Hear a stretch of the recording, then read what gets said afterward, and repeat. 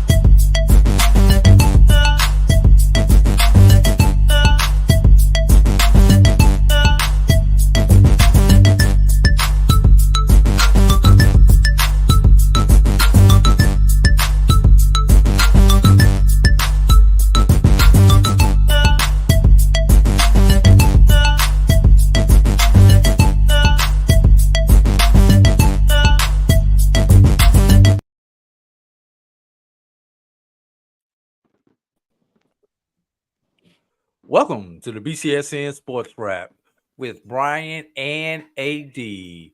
And guess who's on the road this week, y'all? Yeah, Bryan, I don't want to hear you talking not no nair piece of trash about somebody not being in their home studio. Before, what's going on, man? Oh man, not much. It has been a day. I tried, Drew. I tried. In all honesty, I was out the door at like 7:30 this morning, but God had other plans this morning, and so it took me a while to get on the road and get out of the state of Georgia. And I'm so thankful to have family. I'm thankful that my family kind of helped me out a little bit, and so my trials aren't over, but at least I'm a little closer to home, and life will continue. And also joining us, our football analyst, Coach Farasi Norman. Coach, what's going on, man? AD, HBCUs, it's that time. My hands It's up. that time. What's going on, brother? How you doing? Good to be back. Good to be around good people. BF, drive safe now, man. Hope everything works out for you.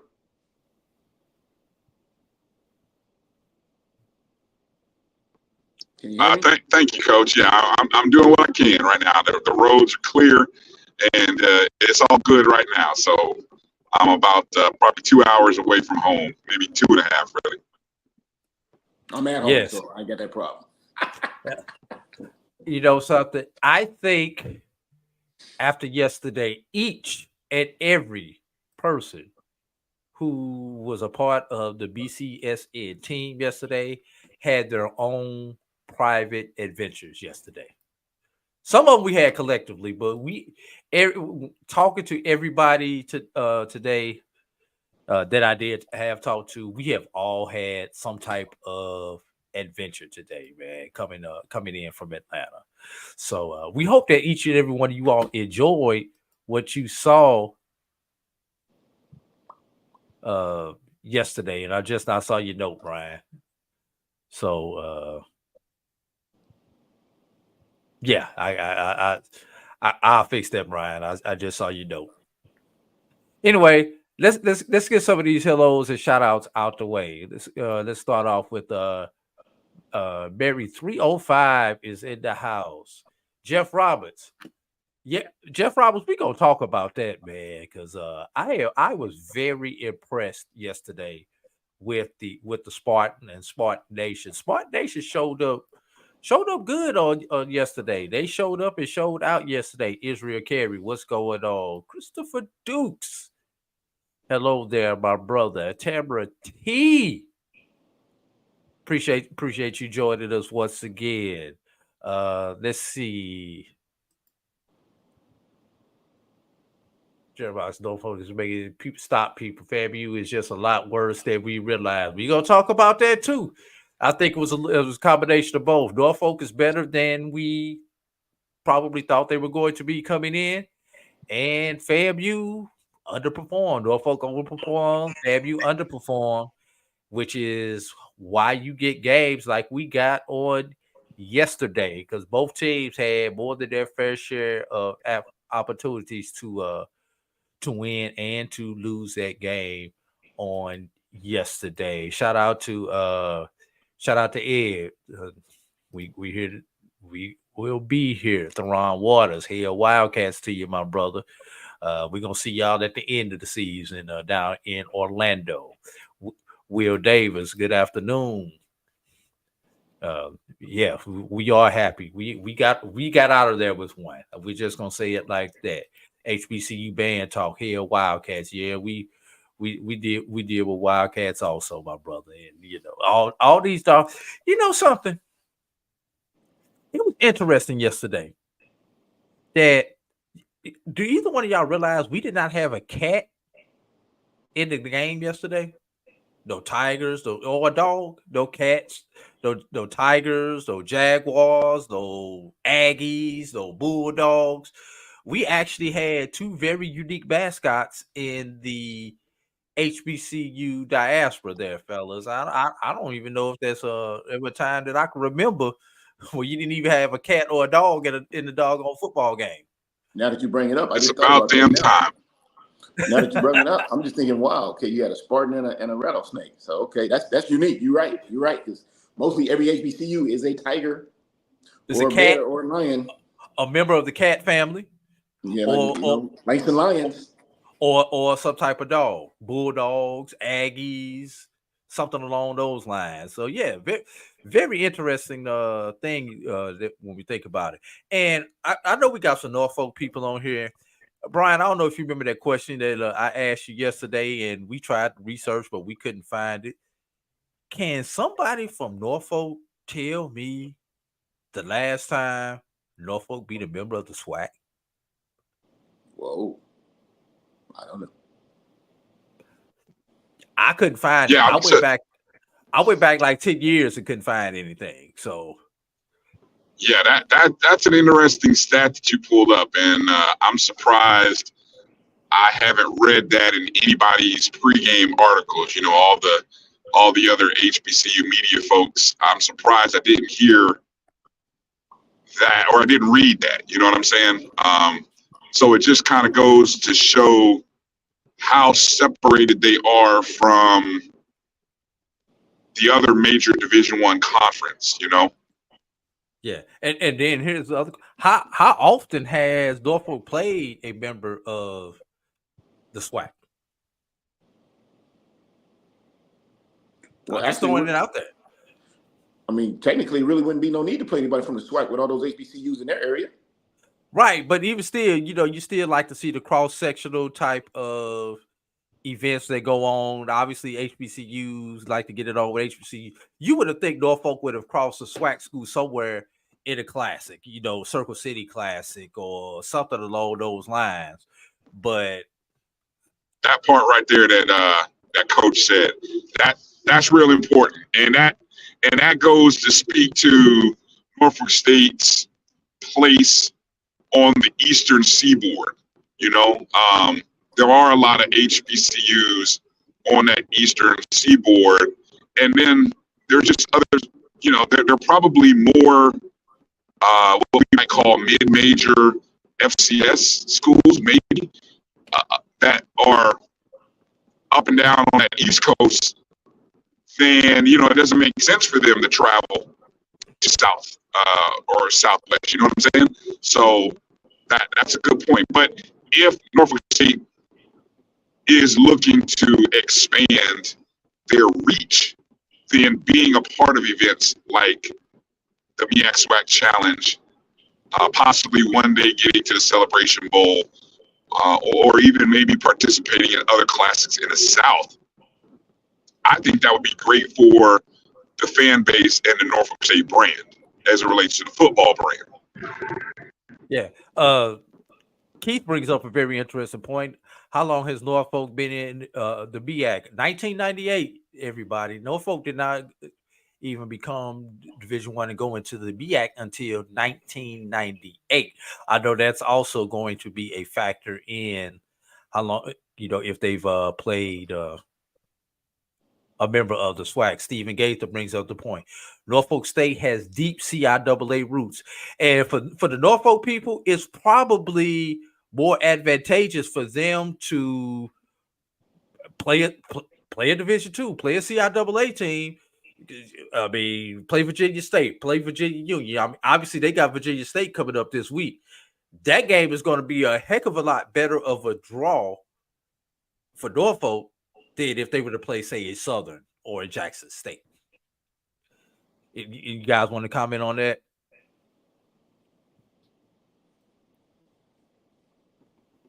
I don't know. It is more advantageous, definitely, because of the CIAA ties that they do have. What I was thinking about as you were saying that, Drew, and I'll go back to just being in Norfolk just a week ago. There are so many other schools in the Virginia area that get the attention, that it really is a fight for Norfolk State to get some page one buzz. I think it is, and I always get a chuckle. I'm gonna jump over to basketball. I always get a chuckle when I see Coach Robert Jones make mention of the fact that his basketball program, I think, has either something like the most wins, best win percentage, or something in the 757 area code. And there are other more. Well, I don't say more, but there are other programs in that region who probably get more press than Norfolk State. So they're competing. Like, think about the HBCUs in the SWAC. How many different schools really are Southern, Jackson State, Florida, and how many other schools in their 2-hour radius are they competing with to get press? Whereas Norfolk State, I think, is competing with a lot of schools in that region to get press on the sports pages, if I'm making sense there. I mean, they got an HBCU right there in their backyard. They also have to compete with who's it? Jeff Roberts says Hampton's going to get an invitation quicker than Norfolk State is to a classic if you want a school from the Rhodes area. And I bet that is probably because of their alumni base. If I had to guess, just kind of thinking about some of the alumni base that it would be out. I hope I don't step on anyone's toes, but it's the equivalent of Florida A&M and Bethune-Cookman in the state of Florida. I mean, no shade to Bethune-Cookman, but which school has the more famous and prominent alumni? Okay, and Florida A&M. I would say that's probably the case between Hampton and Norfolk State. And of course, if anybody disagrees with me, feel free to put that in the chats. But if I had to use parallel, that's kind of what I think exists. Yeah, I think you're definitely correct. Or you can even take it into SWAC country. If you're gonna pick one of the schools in Mississippi, which school are you gonna pick? Jackson State. Jackson State probably is gonna be your first round draft pick, coach. I'm sorry. Yeah, I mean, because Jackson State got you've got the Walter Payton, you got the legacy of those guys from the 60s and 70s. I mean, I would think Jackson State would get more attention off the rip than Alcorn, definitely more than Valley. Yeah, definitely more. And we're gonna continue. We're gonna finish this off, and then when we come back on the other side of the break, we're actually going to get into the game because we're waiting on one other guest to join us here as we break down this game and the Hawaii-Delaware State game. Didn't Delaware State do better than a lot of people thought they were? Considering they covered 40. They covered. I forget the cover. I'm just glad they got there. Hey, they actually tied that game up in the third quarter, didn't they? I think that game was tied at 14. I didn't stay up to watch it, but I'm just going off the box score. That game was tied up at 14 apiece. They actually controlled the clock on Hawaii. Now, Coach, you're more familiar with Hawaii. I don't know if that's a product of Hawaii's up-tempo style, but in terms of number of possessions, I think that the number of possessions weren't out of whack either. I think Delaware State had a good number of possessions. So my assumption is that Delaware State wanted to kind of control the clock as much as possible, and they accomplished that. And probably the biggest mistake was that punt return. But if they give up a punt return touchdown, but where they were putting that ball inside their own 5. So I mean, Hawaii was working with a short field, but what do you say on that, Coach? I know you're more familiar with Hawaii's offense. Well, hold up, hold that thought, because we're gonna actually say that for when we actually get into breaking it down. I was just talking, but Bryan, I think the one thing that caught up with Delaware State more than anything else was the body clock. Oh yeah. I saw the game. You should go back and watch that fourth quarter. Them poor boy, they was hurting come fourth quarter, because it was. Now, I know what you're saying, Drew. I don't want to talk too much, but it was 3 a.m. their time, fourth quarter. Exactly. And I think the body clocks just finally caught up with them there. Hey, this is what we're going to do, everybody. We are going to get ready to head into our first break. Coming up on the other side of this break, we've got another member of the ONG Strike Zone. Yeah, we're going to be rattling heavy today because, damn it, we toughed it out. We earned it. And of course, we got the neutral party. We got our coach over here who's going to tell us how right or how wrong we are as we go and break this. Now, we're going to break this game down for what it was. Shout out to Kelvin Carter, who was up there in the press box with us on yesterday, as I see him here in the chat. Hey, you know something? Y'all could have been anywhere on a Sunday night. Y'all chose to be here with us right here on the BCSN SportsWrap. Thank you. Thank y'all for being here with us. Get those likes and share this with a friend while we get ready to go to this first break. You are watching the BCSN SportsWrap. Bryan is mobile today. Coach Farasi, home studio. This is AD. We see y'all in a few. If you think all pads are exactly the same, think again. This is Always Ultra Thins reinvented with the Always Triple Protection System. This pad wicks gushes 90% faster, absorbs even more so you can feel dry, and locks odors in. Rethink your pad for up to 100% leak-free and odor-free comfort with the totally reinvented Always Ultra Thins. This is always like never before. The Cuvée Group is a Florida-based marketing and training consulting firm. We help businesses communicate to their target audience and engage them in conversation. We also help to expand their audiences, which will ultimately result in growth for those organizations. In addition to being a certified constant contact specialist, my colleagues and I are also certified in John Maxwell Leadership Principles. We use these proven principles to conduct workshops, training, and private coaching sessions for individuals and companies looking to take things to the next level. Contact us to schedule a free consultation. Issues today, don't delay, call Cuvée. Nope. Come on, him. Ooh, I like him.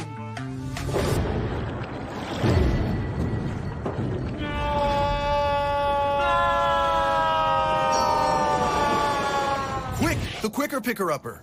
Bounty picks up message quicker, and each sheet is 2 times more absorbent, so you can use less. He's an 8. He's a 9. Bounty, the quicker picker-upper. This is Brian Fulford. AD Drew and I are co-hosts of the BCSN SportsWrap. We talk about all things related to BCSN athletics, from games, teams, coaches, and fan stories. We cover it all. You can find our shows on Facebook at BCSN SportsWrap, YouTube at MyJBN Online, and everywhere you listen to podcasts like Anchor, Spotify, Google, and Apple Podcasts. You can also find the show on the Jericho Broadcast Network's app. Make sure to download. We look forward to you joining the conversation and being a part of the show.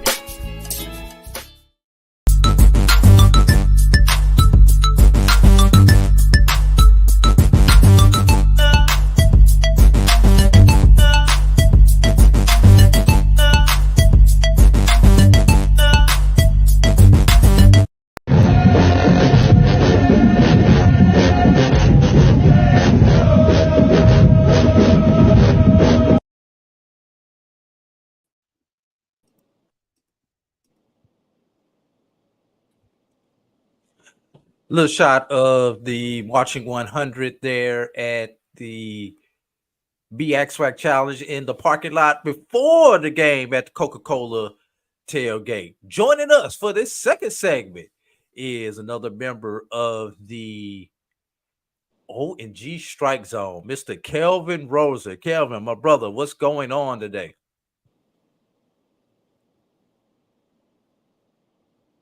Kelvin, are you there? It looks like Kelvin may have frozen up on us. Can you hear us, Kelvin? Let me go ahead and let Kelvin drop off for a moment while he works on his connection. There he is. Looks like he's back now. Kelvin, can you hear us? I can. Sorry about that. That's all right. Hey, can y'all hear me? Everybody who was there, part of the BCSN crew, has had their set of adventures over the last 24 to 36 hours. That's all I'm gonna say, my brother. Glad you made it home safe also. Thank you. I appreciate it, man.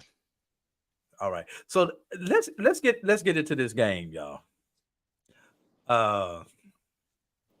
And it's amazing when we look back at this game. First of all, before I get into it, let's go first reaction. First, let's start off with the neutral party. Let's start off with Coach Farasi. Your first reaction when you were sitting there analyzing the game from at home yesterday. Well, I figured it was going to be a good game if, like I said before when we did the segment yesterday, if they could blitz either quarterback to find out if they can run, because we know they can throw it. We know the kid from Norfolk State, he can throw the deep ball. He's not good underneath. He's not good with the short routes, but he can 1, 2, 3 and let it go 50, 60 yards downfield. We saw that yesterday.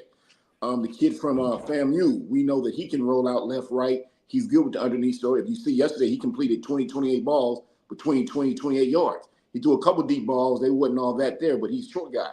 Now, he can grab the ball a little bit. A couple times, I was surprised he did take off a run, but, you know, when you got to, you got to. The other kid, he tried to take off a run, but FAMU's defense was just on him. So I figured if they could blitz and start the quarterbacks, it would be an outcome. We see first quarter what happened. We know Norfolk got a great big offensive line. I like big lines. They came out and smacked your D-line in the mouth that whole first quarter. That run, second, third play of the game, that guard knocked down a D lineman and a linebacker, and that running back took off to the house. The very next play, very next series, they were just pushing them down. We're getting 5, 7, 10 yards a pop. So I was thinking, wow, they were talking about, you know, FAMU had to go get some D linemen, but mid-second quarter going into the third, the D-line showed up and they started looking better. And as you see, the run game went away and they started to put some pressure on the quarterback, and he looked a little startled there. The quarterback from FAMU, I know I'm going both sides. The quarterback from FAMU, he looked good all game. I mean, I thought FAMU would run the ball a little better. The kid Dean was a comeback from last year, and they didn't start feeding him until like late third, fourth quarter. I'm thinking, wow, coach, I mean, he should have been getting the ball early in the game, but I'm not coaching over there. But they did what they needed to do. It was a good close game. I was impressed. For Norfolk State to be considered, next to last in their conference, and FAMU considered number one in their conference, considered like pretty much the number one team until they get beat next December. I mean, that was a good game there. I was really impressed with Norfolk State. Impressed with FAMU. I know they lost a lot. They got new coaches and everything like that. So I was impressed to be an HBCU graduate, impressed to see the game. But once again, my hat goes off to both offensive line. I thought they did great jobs. But the play that sticks in my mind was the second and third play of the game with that big tackle, that big guard pull. He knocked them 2 guys down, and that running back took off. I'm like, that's football right there. You can't beat it at its best. That's football right there. Yeah. And let's go over some of these stats before I let the 2 guys from the O&G get in here on this. FAMU outpassed Norfolk State 286 to 142. but Norfolk pounded it on the ground, 227 to 117. Let me repeat that, 227 to 117. And what impresses me about that stat more than anything else, for the last 3 seasons, Norfolk has given up over an average of 203 yards per game on the ground. So to only give up 117 yards on the ground, pretty good job there by the Norfolk defense. There were no interceptions in the game. There was one fumble, as they like to say, and that was by Florida A&M University. One fumble loss. Penalties, FAMU 5 for 47. Norfolk 5 for 31. Norfolk did win the time of possession, 31-04 to 28-59.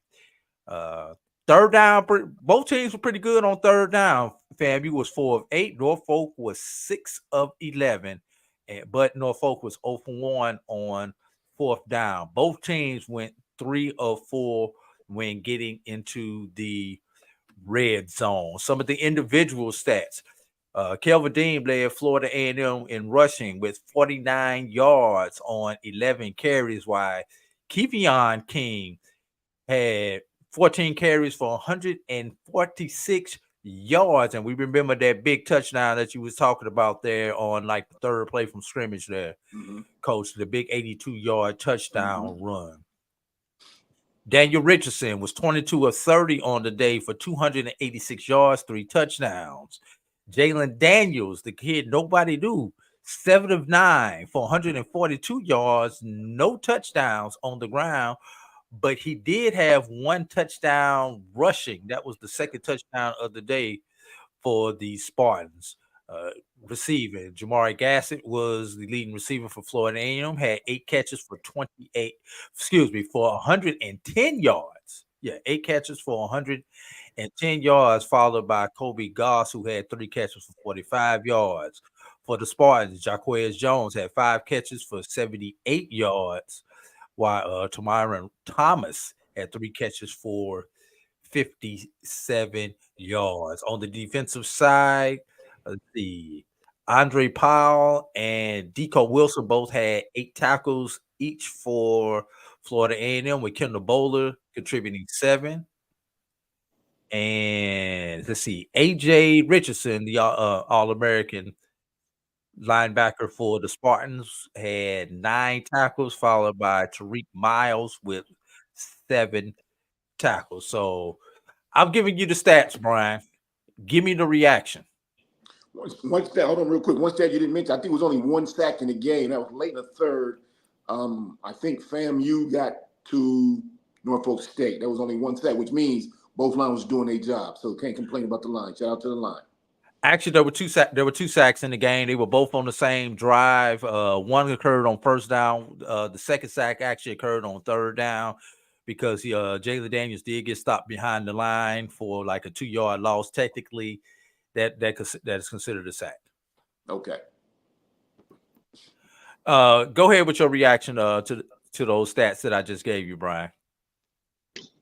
Okay, a couple things come to mind, and I see some people in the chats saying Norfolk came to play.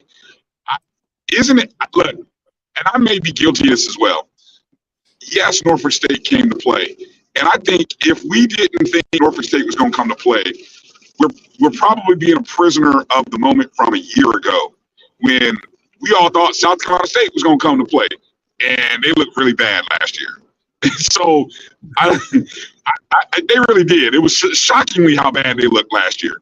And so I think we kind of were lulled into a false sense of what both teams were going to look like, And so my instant reaction, some of the, those stats you just gave, Drew, indicative of a 24-23 ball game.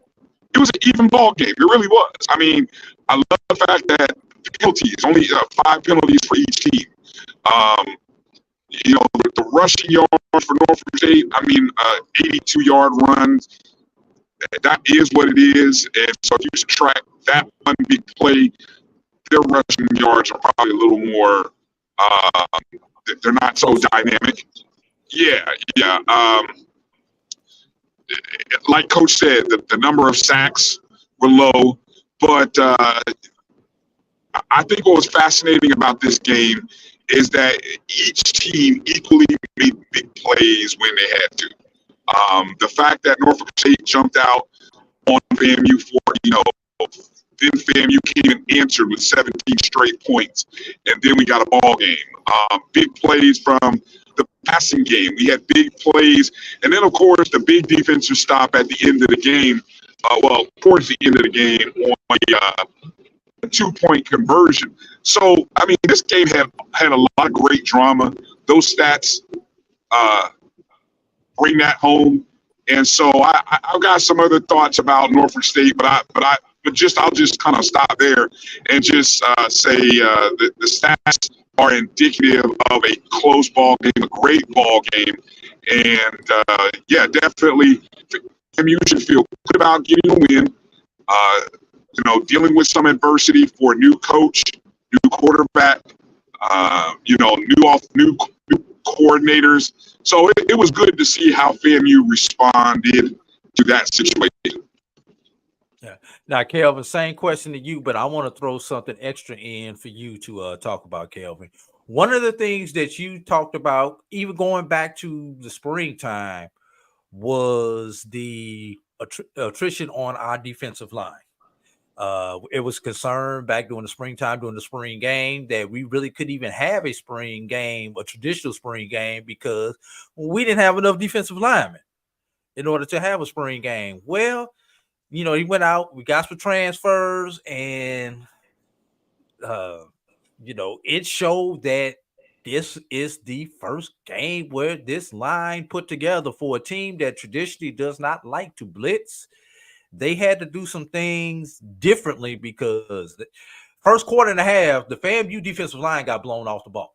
There's no ifs, ands, or buts about it. Yes, So, Kelvin, I add that in as you sit down and give me your reaction to the game. I'm not going to overreact on that point, Drew. It was the first game, and it was the first game with an offense that we wasn't really sure what looks we were going to get. And Coach mentioned that was one of his concerns. They had some extra people up front. They came out really physical, but also their alignments. They kind of ran a slight unbalanced line, and they kept running to the same side, cutting back to the left. So they were going from strong to cutting back to the weak side, where they had some numbers based on how we were lining up. We also had our safeties, pretty deep. We were playing them as if they were going to pass the ball, and I think the reality is that we knew they were going to come out. The quarterback had limited time and reps with the team. He's only been there during the fall, so we should have committed to the box, I think, a little earlier, and try to take away that run. But at the end of the day, we made adjustments. And if you think about it, 3 of their plays equal like 200-some yards. They only had like 370. They had the 82-yard run, then they had the 240-yard pass receptions, pretty much. And that was their damage. Now, they did average, 4 or 5 yards a carry, I think. But I was kind of excuse me. Go ahead, get yourself together. Yeah, no, it was kind of skewed with those long runs, the big plays. And from the middle of the second quarter on, FAMU defense rose up, and we controlled the line of scrimmage the second half. I mean, you think about the fourth quarter. I mean, we went on the last drive we scored on. I think that was close to like 8 minutes, and then then the last 6 minutes of the game. I think we threw the ball twice on that drive. We were going to pound them. Third down. We got that big offensive line. That's when we had to get them. Yes. Yeah. So all in all, first game, Norfolk. I mean, we talked about it. They had 80 returning lettermen. Basically, they had 19 returning starters. and they came to play ball. And I have, you know, Oldham's getting coach, and they showed up, and they forced us to show our championship medal. And so I think, fam, you can take a lot from this game, actually. Yeah. Now, Coach Farasi. Yes, sir. One thing that I noticed, that I didn't notice it when I was there, because I was working during the game, so I actually had a chance to go back and rewatch the game later on. One thing that I picked up on the film was, you know, normally everybody talks about the box, how many people are in the box, and kind of going back to Kelvin's point, Norfolk offensively had more people in the box than we did defensively, which allowed them to pound the ball at us. You know, they would have 8, sometimes 9 people in the box, and all we had was 4 linemen and 2 linebackers in the box. You know, for a long time we refused to roll that safety down. We refused to move that. I think they call it fang at FAMU, or the rover position, whatever you want to call it, the extra defensive back. We refused to move him into the box, which allowed them to get those runs. And then when we did bring them down, run blitzing or whatever, once they got through that first line, there was nobody there to catch them. Hence those 2, and that 82-yard run was not the only big run that they had. That would just happen to be for a touchdown, but there were a couple other big runs in that game. So, Coach, talk to me about that with that philosophy. Do you think that's just because that's that BCSN style and BCSN is going to run the ball? Or is that something that we really need to have a concern with at Florida A&M as we prepare for SWAC play? And also, while you talk about that, talk about Norfolk with that style of play, if that's how they're going to play as they get ready for the MEAC season this year. I don't want to be rude to you, Drew, but I don't really know what kind of style of football they play in the MEAC. I've seen Florida A&M a couple times last year with Willie Simmons, but I'm thinking this. I'm Coach Oldham's. I just lost my quarterback for 4 weeks. I don't want to put pressure on this kid. He's coming from a JUCO. Yeah, he's a pretty good JUCO player, but it's not fair for him to ask him to go win the game. So what do we got to do? We got to take these big guys up here, these big fellas, these 350, 360s, and we got to run that ball. And we got good backs. So we got to take pressure off of him. I'm not caring how many you put in the box, because I know my guys are big, strong, fast, and they can block, and I got good backs. Sorry about my camera, you guys. Sorry, and I got good backs. They can hit the holes well. So I'm trying to take the pressure off this young man as much as possible. As far as your D-line goes, Kelvin hit it right. It was their first game together, first time out there under pressure. But like I say, after about the first quarter and a half, it seems to me that they got it together, and they started stopping that run. It went from 10, 12 yards a pop to 3, 4 yards a pop, and every so often you see a 6 or a 5. So I'd say more going into halftime, the D-line pulled it together. And after that, you didn't really see those big runs like you did in the first half, things of that sort. Now, as far as what you're going to see from FAMU, if I'm FAMU, what I saw yesterday, everything looked good except run the ball more. Run Dean. He's a good back. You got a big line. Don't expect Richardson to pull it off all the time. He did good yesterday. Obviously, his stats spoke well for him. But run the football. You know, Willie's not there no more. You do not have to put it in the air. I'm sorry, Coach Simmons, not trying to be disrespectful, but you ain't got to put it in the air like that. I know the kid's a good quarterback, but use that big line you got. You know, and I'm speaking for me because I like to run the ball. I could be biased, but I think Dean's a good back. You got another good back that Bryan was telling me yesterday is a redshirt freshman, redshirt sophomore. So use your run game to get you through this season. Your defense is gonna come along. You got speed, what you need on defense. You got talent in the backfield. In the secondary, so no one's just gonna deep bomb you. So the D line will come together. But offensively, I would say run that ball, FAMU. Use the short passing game, and you know it'll work out for you. I got no doubt you guys are gonna be successful. But if I'm sitting in there coaching meeting today, I'm saying, coach, just run the ball. Take the pressure off Richardson. Don't try to let him do everything. He's a good kid. Stay with the short passing game. Let's run Dean. Let's run this kid here. Let's use them big hogs we got, and let's run that football there. Norfolk State, over the next 3 weeks until they get their superstar back, that quarterback Coons, I think that's his name, right? Coons, until they get him back. You use that run game. That run game looked good. Learn from that first quarter and a half. Once again, I'm not scared of what front you put in me. You can put 5, 6, 7 in the box you want to. I'm going to run the ball. My guys know we're going to run the ball. Anything less than 4 or 5 yards a pop, there's a problem when you come to the sideline. They don't want a problem with Norman. So we're going to be executed. That's how I get down. So, and from what I saw in the first quarter and a half, that's what they was doing. So both sides of the ball, run the ball, use your passing game lightly. The quarterback, I think he went deep a couple times now. You see, when I talked about he's got a strong arm. He threw that thing 56 yards with like going like a flick, like, doo, so he can throw it. So you got to find 1-2 guys that can go get it. I saw yesterday he overthrew a wide open receiver. And we were talking about that earlier. I'm like, I've seen that before. And I'm always saying, how do you overthrow a wide open guy? Well, because this guy's got a cannon. So what they got to do, they got to come back to practice and they got to get on the same page. Timing, that's what we call it, timing. They got to get timing, 1, 2, 3, hit it now and everything like that. Because they do that, they'll be able to score 2 or 3 that way alone because he can throw the ball deep. That's not a problem.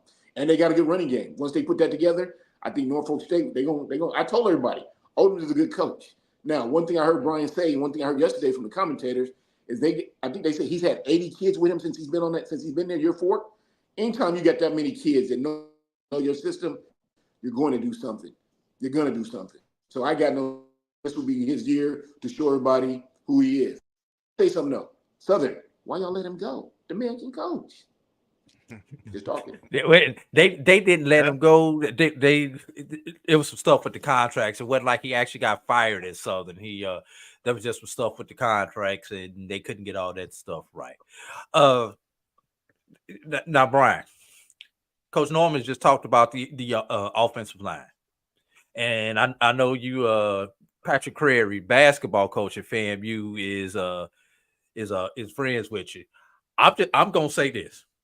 I hope Patrick Crary got basketball players coming in with the height that our offensive line has right now. You know, I started offensive line. Our shortest person on our offensive line is 6'4", and we've got anywhere from 6'4" to 6'8", 6'9" on our offensive line. So I hope we see that when we go to the Lawson Center this season, Hey, Kelvin. that's beautiful. That's beautiful, man. Including the tight ends. You know, we definitely got some size. So Bryan, you've seen what we saw yesterday. We have Miami coming up next week. South Carolina State. What do you? No, I'm sorry, South Carolina State coming up next week. Then we have Miami. What are you looking to see improvement from week 1 to week 2 from the Rattlers, Bryan?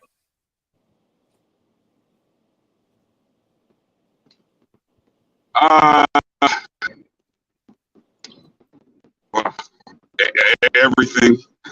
To be honest, everything needs improvement. I'll tell you what I and I haven't had a chance to go back and watch the film. I'm kind of going off recollection. I've been on the road, obviously, but I saw some play calling that.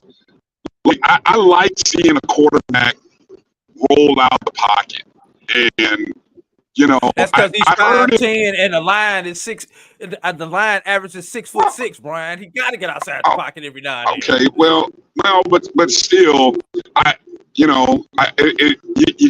I like the fact that we moved him around and he was still able to find open guys. And yes, he did stand in there in the pocket, Drew. And he did a complete guy. So I'm not taking any of this. He's 5'10" and all this stuff. No, Mr. Make It Happen made it happen yesterday.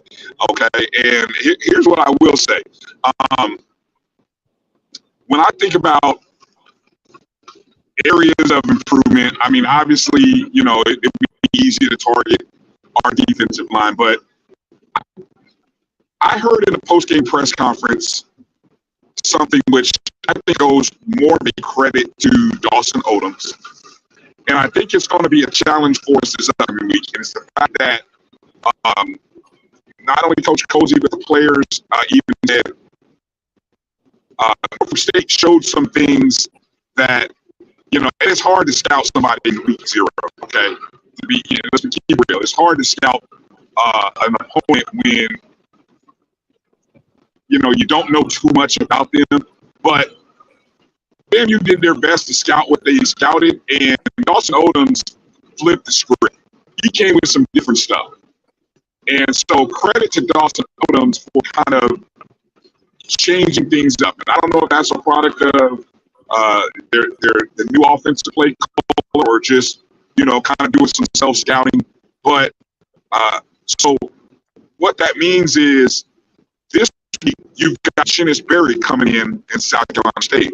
And I bet anything the inclination is going to be to go watch how Chinnisberry did things at Benedict. And so, I will not be surprised to see Chinnisberry change up some things in sort of a self-scouting and say, okay, these tendencies that I had at Benedict, let me change this up a little bit. Let me show FAMU some different things because they don't know this squad. So while FAMU is coming in with a game under their belt, they're also going to be facing a team that is getting their first game under their belt. So trying to, it's almost a similar situation that FAMU is going to have to take care of themselves. So the self-scouting for FAMU is going to be really important this week. And they're going to have to figure out what happened in those situations, especially at the start of the game on the defensive line.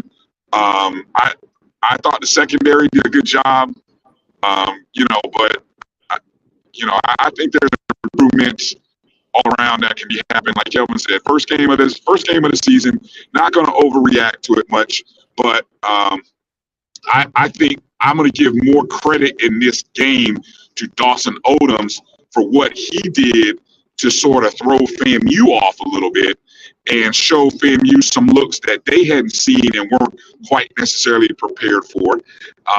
And so that was a big product, maybe, of that 14-0 start. And FAMU's, I heard one last thing. I heard Daniel Richardson talk about this in the post-game press conference, that he wants to see FAMU come out and start faster. That's something that we talked about all last year, right? About FAMU starting faster. It was refreshing to hear QB1 actually talk about that and say that's a big point of emphasis. So I really expect against South Carolina State to see FAMU come out and really look to start early and score or put some points on the board in their opening drive next week against South Carolina State. Now, Kelvin, we've been talking about the players. We talked about brand new defensive line, all these transfers. But Kelvin, we also got a new coaching staff. And what I mean by a new coaching staff, Kelvin, although we have a lot of coaches who've returned from the championship season from last year, a lot of them are in new roles, including your head coach in a new role, your offensive line, your offensive coordinator who's assumed a new role from last season. You've had somebody who was on staff step up to be the defensive coordinator. You've got a new quarterbacks coach and offensive analyst and everything. So talk about the coaches and what you think they need to do themselves to make sure that they are together and prepared for the future, Kelvin. Well, I'm gonna share what I share with Coach Cozy. I talked to him. Well, I texted him earlier this morning, and I told him congratulations on his first win of many, and to enjoy the moment because winning is hard. It's not easy, and I think people need to understand that. And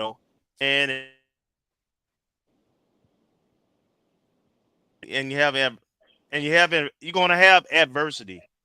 And I was proud to see how the team stood together, the coaches stood together. I wanted to know we had that championship pedigree, that medal that we had from last year. Anytime we got down last year, nobody blinked. There was nobody pointing fingers. The guys just kind of locked in, focused, and made adjustments. The other thing I would say that I saw from this staff was they can make adjustments, just like last year. Teams played close with us in the first half, and then come out of the halftime, we would dominate. Yeah, and I saw remnants of that with this particular game also. Where we had to make adjustments. We made those adjustments, and the game turned. And we pull out the W. So I think they're going to have to continue to learn their players. I saw some adjustments with personnel. I think you may see, like, linebacker. You may see some difference, at least one different starter there, potentially. I think, our secondary made a lot of tackles last night. A few too many for me. Yeah, I mean, they were the top three tacklers on the team was in your secondary. So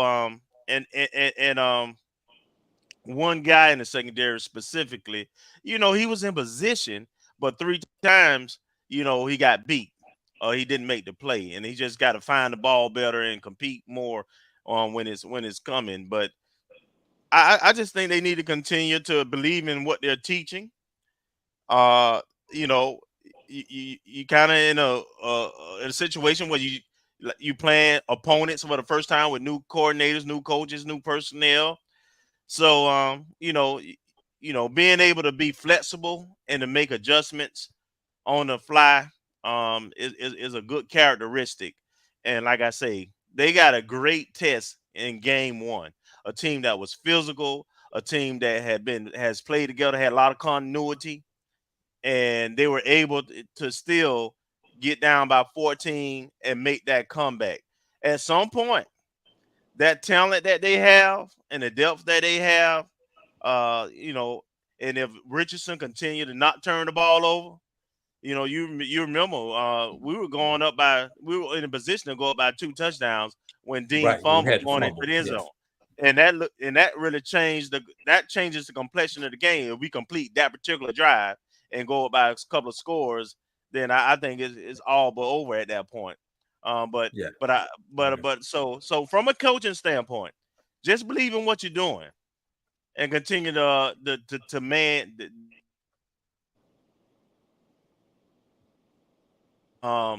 respect and consistency. Stress the details. We only had 5 penalties that game and 1 turnover. That's gonna win a lot of ball games when you got talent. Now you talking about the fumble was a big play, and it was a momentum swing there in the game where FAMU had the opportunity to take the momentum and pretty much would have sealed the game had they scored right there. There were 2 other plays for Norfolk that were big momentum plays, and they involved special teams. The first one being the botched snap on the field goal, which would have given Norfolk, I believe, would have been a 3-point lead at that point in time. But they had the momentum at that point in time, so that would have been that would have been crucial. Also, the second one being when FAMU, one of those 5 penalties that FAMU committed, the offsides on the blocked PAT. Now Norfolk gets the ball on the 1.5. Dawson Odom calls timeout, and you was up in the press box with us at that point in time. Everybody knows in the press box, you do not call a timeout in that situation to send your kicking unit back out. Right. 24-23 is the score. The biggest play of the game at that point. If Norfolk gets that 2-point conversion, momentum. Now, FAMU did subsequently pretty much hold the ball for the rest of the game and ran the clock out. But, would it have been the same? Even though FAMU wound up in field goal range, would that pressure of being down 1 point have made a difference? And if you heard the post-game press conference, Coach Odom said he went for that 2-point conversion because of one thing. Cramping. His guys were gassed. Yep. And we know they train all season long. But I'm here to tell y'all something. Georgia heat is totally different from Virginia heat. Georgia humidity is totally different from Virginia humidity. Hell, we saw it in the first quarter. When we saw I don't even know if everybody saw the second one. We saw the one guy, obviously, right there on the 3-yard line when he lost his lunch. What a lot of people may not have seen was the fact that the running back, it was either King or Evans, I can't remember which one it was, that was coming off the field almost simultaneously, lost his lunch on the sideline also at the same time. So that was that heat. That was those nerves building up. Coach, I'm gonna give you this. I'm gonna give you an opportunity to talk about special teams before we wrap up this segment. The Norfolk special teams. Norfolk special teams, especially. Norfolk special teams. I thought they looked okay. You know, I think they did a good job kicking the ball. They hustled down after they scored. After you guys scored, But they dribbled the ball back to the kicker on the 35-yard field goal. What was this? Freshman memory. That was in the that was in the third quarter. Everybody, if I remember that correctly, ended towards the latter part of the third quarter. Or was it the second? Second quarter, they did what? They kicked the ball out to the 35. No. They dribbled. No, it was a field goal. The snap. It was a bad snap back to the holder. It was on the fourth down. It was about a 35-yard field goal. You don't remember that play? No, I remember that one right there. Yeah. And I think FAMU came down and scored off of that, if I do remember correctly. But hey, Drew, let me jump in real quick. So their return game was an issue too.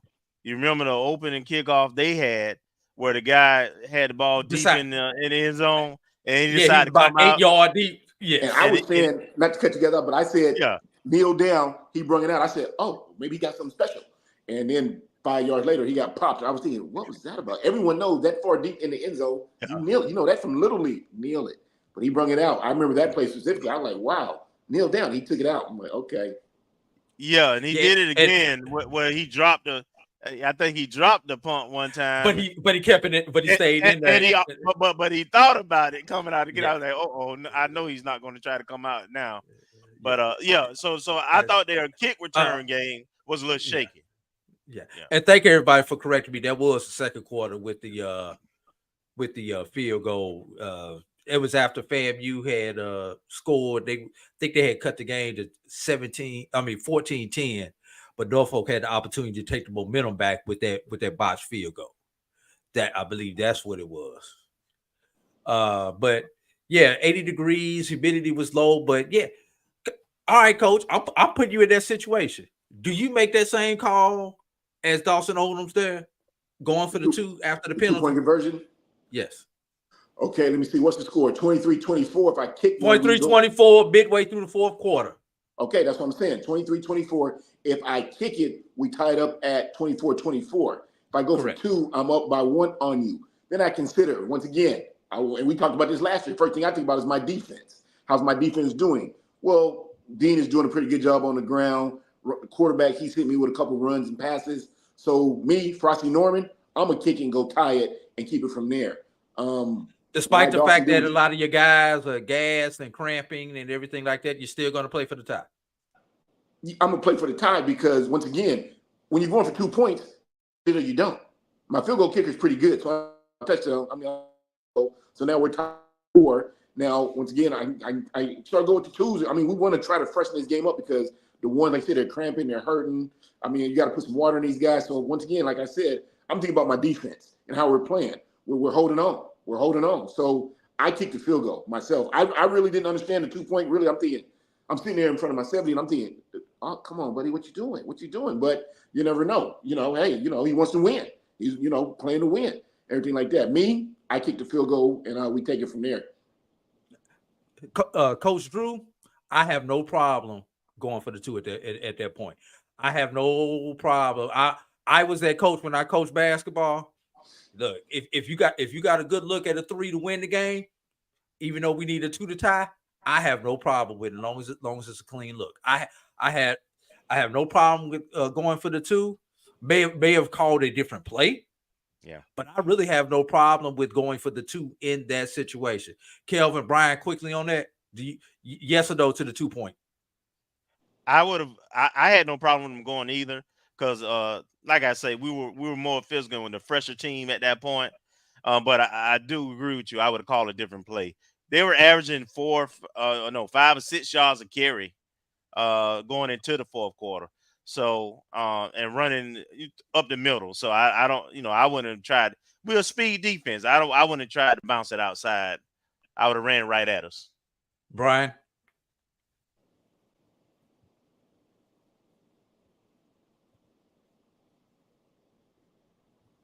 Brian, you still there?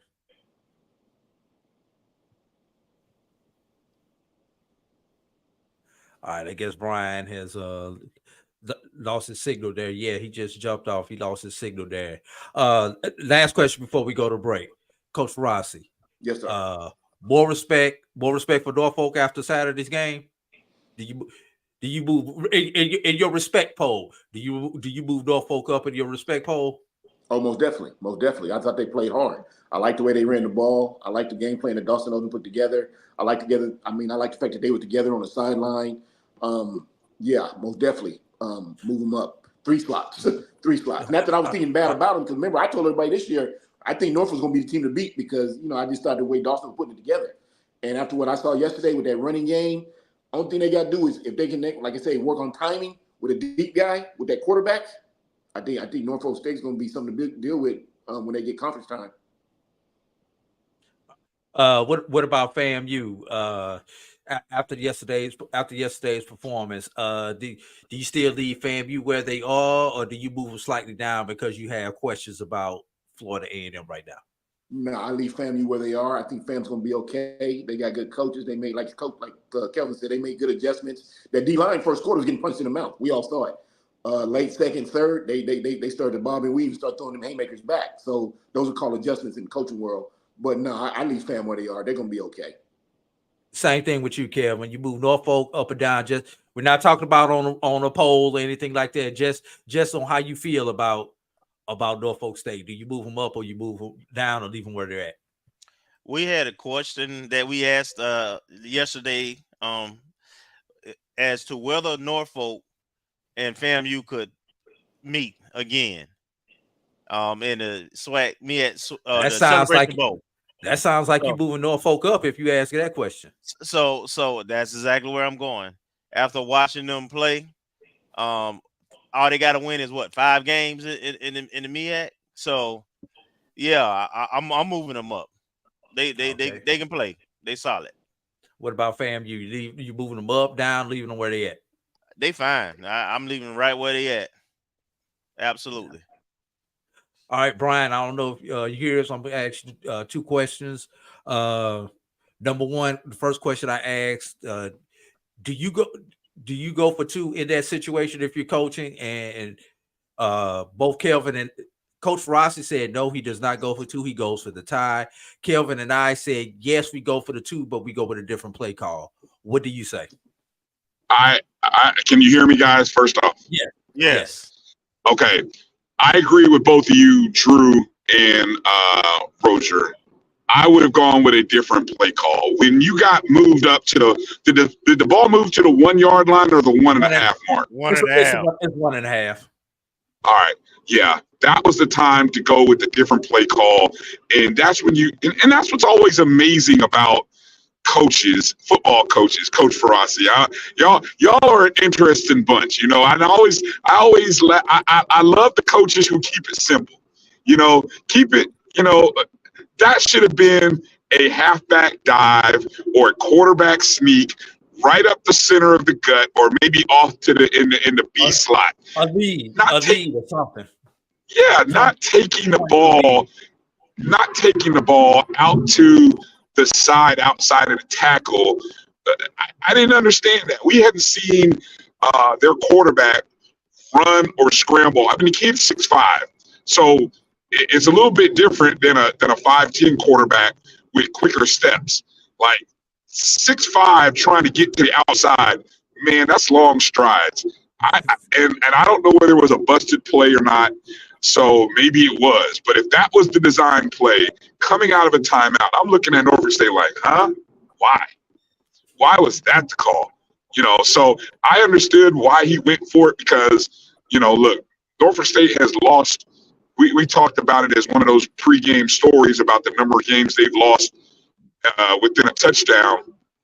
And yes, I know the cramping seems to have been a concern, but I also think Coach Odoms, when they had an opportunity, he saw a window to say, you know what, we could change the momentum of our season. We could change the mindset of our players if we can execute this. I just thought the play call was bad, just a bad play call. So, yeah, that's my thought on that. Last question before we go to break, Brian. just on your respect poll. You know, no numbers or rankings, anything there. Just as far as your respect meter, you move Norfolk up, you move them down, or you leave them where they are. I move them up. I think I feel less concerned about their ability to beat Virginia State in 2 weeks. How about that? Same thing with FAMU. Move them up, move them down, leave them where they're at. Leave them right where they're at. They got a big game coming up this weekend. I don't think I don't think there's need for everybody to overreact. You know, I know there's going to be people that want to overreact to this, and shame on anybody out there who wants to move a team in the polls or whoever poll. I mean, come on, there were three HBCU schools that played yesterday. Nobody should be moving anybody in their polls because all three teams played respectable games. Nobody got whooped or beat to sleep. So there should be no major movements in anybody's poll this week going into week 1 where the first games are on Thursday. Right. Kelvin says he think Norfolk has a good chance to get back. Farasi, does Norfolk have a chance to get back? Get back to the SWAC MEAC challenge. SWAC MEAC. To the Celebration Bowl. Get back to Atlanta Celebration Bowl. They do what I said 3 times a day. Work on that timing with that deep route. Everything else, leave everything else the same. Just get that timing with the deep route. Find you 1 or 2 guys and get that deep ball for that quarterback. Yeah, I can see them playing FAMU again. Okay, Kelvin already says he thinks Norfolk has more than a fair chance of getting back. Brian, do you? Well, it's funny. They only got 5 games. Hey, look, it's funny when Kelvin brought that up because if I recall correctly, Kelvin, correct me if I'm wrong, I did say the odds were maybe 5% or maybe less, but which in that case they were long odds, Drew. And you know me, if I had some pizza money, I would have put some pizza money because the odds would have been 50, 100 to 1 on these 2 teams appearing again, right? And so I feel very comfortable in giving up a pizza on this particular matchup happening again, especially if it were to pay 50 or 100 to 1. Right. And for those who are wondering, will FAMU be back? I've got an interesting stat for you. In the Celebration Bowl era, do you know there's only 1 SWAC program that has not gone to at least 2 consecutive Celebration Bowls? Who's appeared in the Celebration Bowl? And that's Did y'all know right? that? No, incorrect. That would be Alcorn. Alcorn went to the first Celebration Bowl as a representative. Then Grambling went to the next 2. Then Alcorn came back and went to 2 in a row. And every time, whoever make when you make it to the Celebration Bowl out of the SWAC, you're guaranteed you're guaranteed a 2-year run. FAMU. That's a hell of a trend, Drew. How many years? I'm not even going. Okay, that's a great trend. It's a small sample size. Small sample size. I like it though. I like it. But it is held up. It's facts. Yeah, I'm saying it's facts. Yeah. Everybody has gone back at least 2 years in a row. So according to, if history repeats itself, FAMU will be in Atlanta in December. With that, all right. We're gonna go at a break. You gonna stick around for us for this Delaware State game, Kelvin, or you gonna get out of here? I'm gonna get out of here, man. I still got some stuff to do. All right, go ahead and give a party shout out to anything else before we go to this break. Well, no, man. I just want to. It was a great weekend, man. Great event. Rattlers, the attendance was really good. Rattlers were in the house, and it was great to see all the guys and all the media and all the Rattlers. And I'm looking forward to. And I'm looking forward to Saturday, South Carolina State game, man. I'm enthusiastic about that game, and playing in front of the home crowd in Bragg. All right, and with that, we bid Kelvin a great farewell. Get yourself some rest, my brother. Get your household together. This not Wednesday. I can't say things up to you, man. I can't tell you to strike and strike again. That would be inappropriate on this podcast, man. But you know what it is, my brother. Absolutely. All right, y'all. Y'all listen to watch the BCSN Sports Wrap. You could have been anywhere else, but you're here with us on a Sunday night. We appreciate you. We'll be back in just a moment. It's never too early to plant the seed, to share the tradition, and instill a sense of pride in your HBCU with your little ones. HBCU Pride and Joy Children's Boutique helps you share your school spirit with a wide selection of adorable kids apparel and accessories officially licensed from your favorite HBCU. Visit hbcupridejoy.com and follow us on all social media at HBCU Pride Joy on Facebook and Twitter. Supermarket sushi, really? No. Wait, Troy, you work here? I'm never not working. Like Head & Shoulders Scalp Shield technology, up to 100% dandruff protection, even between washes. Never not working, huh? Oh, Troy, you're such a good teacher. Yeah, I know. Never not working. Never not working. Never ever not working. Are you serious? Never not working. Dandruff protection that's never not working. Head & Shoulders Scalp Shield technology. Hey, grab me one too.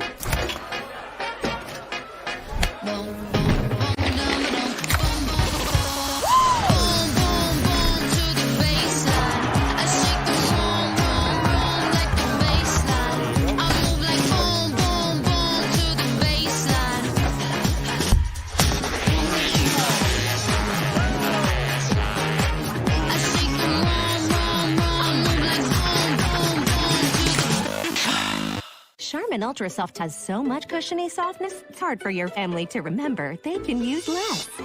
Sweet pillows of softness. This is soft. Holy Charmin. Oh, excuse me. Roll it back, everybody. Sorry. Charmin Ultra Soft is so cushiony soft, you'll want more. But it's so absorbent, you can use less. So it's always worth it. Now, what did we learn about using less? You gotta roll it back, everybody. We all go. Why not enjoy the go with Charmin? This is the Dean of the College of HBCU Sports, Kenyatta Cavill of Dr. Cavill's Inside the HBCU Sports Lab with Mike Washington and Charles Bishop.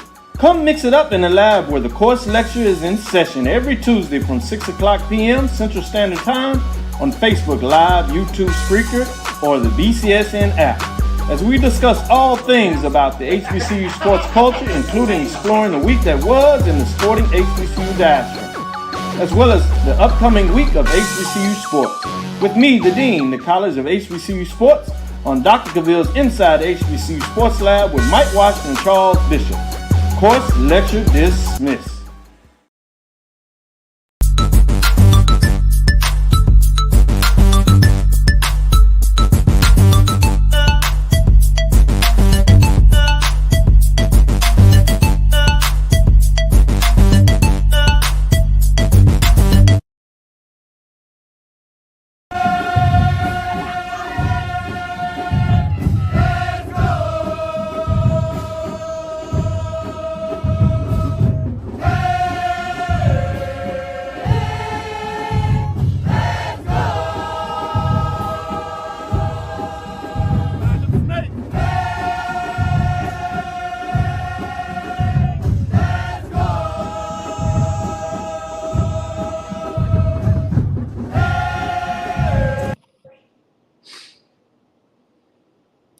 That video right there is courtesy of Charles Bishop of Dr. Cavill's Inside the HBCU Sports Lab and the Black College Sports Network. That first video that I showed you guys earlier was courtesy of Kelvin Carter of the Black College Sports Network. So we've dissected Florida A&M and Norfolk State. There was another football game that occurred on yesterday. Most of you guys were asleep. Some of us were on the road while that game was playing. And some of us, like Coach Farasi, decided to wait till this morning to get up and watch that particular game. That being the Hawaii at Delaware State. Delaware State, all kinds of issues and opportunities getting out there to play that game and played a decent first half into the third quarter. Mm-hmm. And then tick, tick, tick, tick. That body clock caught up with them. It wasn't like they was at the club and they just found that extra ounce of energy and everything. That the body clock caught up with them, and Hawaii was able to pull away from the mid third quarter on. Coach Farasi, you watched that game. First of all, you saw the pregame where Delaware State coach talked about their travel adversity getting to Hawaii. Before we even get into the game, get into that part of it and keep it cleaner than it was when you and I talked about it earlier today. Oh, you threw me out there like, First of all, let me say, shout out to Aloha, the 808. That means Hawaii. This is a shocker. It means it's all good in Hawaii. So when you guys see me do that, I'm not an alpha. Nothing against the alpha, good fraternity, but this means all good in Hawaii. When you're over there long enough, it just becomes second nature to you. So talk about what happened. I think I don't know the coach, but I'm going to say the coach is ready to go. You're on your way to paradise. That's what we call Hawaii, paradise. You're taking 75 players. You're taking 25 staff members. You're the head coach. You're in charge of everybody, okay? You're up that morning. You're feeling good. You're like, wow, I'm about to go to Hawaii. You're going to spend 5-6 days in Hawaii. Who don't want to be in Hawaii? I was there from 2019 to 2023. Everybody wants to be in Hawaii. It's beautiful there. Anyway, let's get back. You're there. Your players are there. You're packed up. You're ready to go. You make sure you got your jocks, you got your straps, you got your socks, you got your cleats, you got your helmet. So, coach, you got this. You got your skillboard. You got your clipboard. You got the screen. Like, coach, we got everything. Coach, calm down. Okay, boom. So we're ready. What's not there? What a bus. And we ain't talking about Jerome Bettis. The bus didn't show up on time. That right there hits the that right hits the balloon and the air starts to deflate. Then he shows up when he wants to, like, oh, well, I'm supposed to pick you guys up 2 hours ago. My fault. What can you do but get on? Then you get to the airport and you run through the airport like, oh, hey, Delaware State, we got a flight to. Oh, sorry, sir. You guys missed that one. Huh? Yeah, so you got to get new flights. And those flights ain't $150, huh? Drew, did you do some homework? Did you see what they charge? Off the top of my head, I know going to Hawaii right now, you're looking at $3,500 just to get there right now. And now you're taking 75 players and 25 staff members. So now this plane's got room. This plane's got room. So your team is broke up. Coach, I need you to go with these 8. Coach, I need you to go with these 20. Coach, I need you to go with them 25. You staff members, you come over here. So now you're playing band director. You're moving your hands everywhere like this. So now you get there. Well, hold on. You don't get there on time. You get there late. They had a nice showing for you. Luau, when you come to Hawaii, we set it off for you. You get your legs, you get your luau. Everybody seen the little fire sticks and the drenching and the dress. That's real life. That's real. Okay? Only 8 members of that football team was able to experience that. They didn't show up. The rest of the team didn't show up till, remind you, we was supposed to leave Tuesday at 5.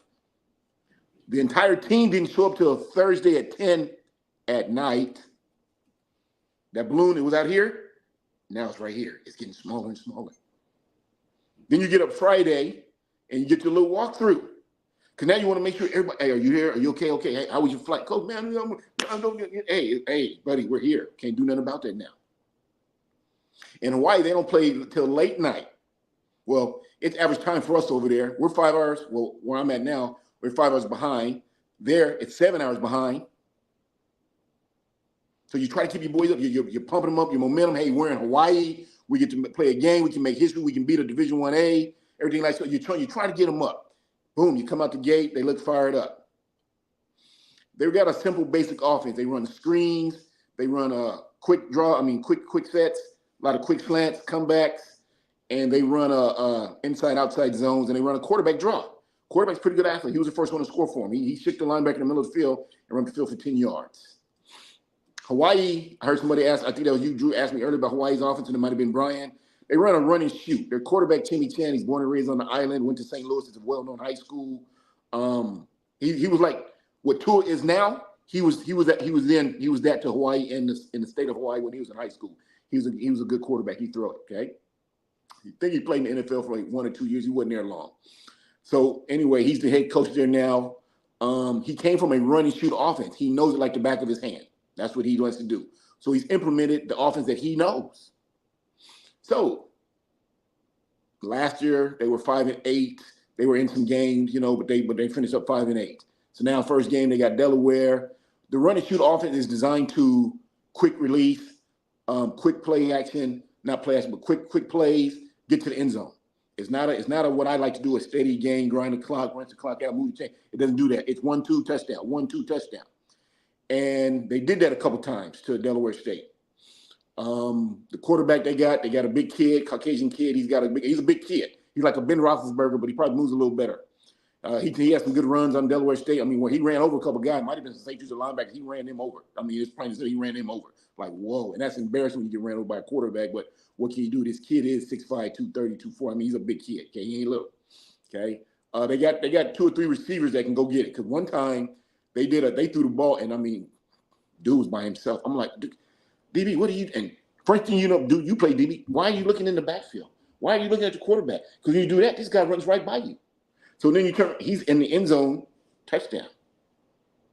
Me, myself, have a seat. You're done. Because that right there was just embarrassing.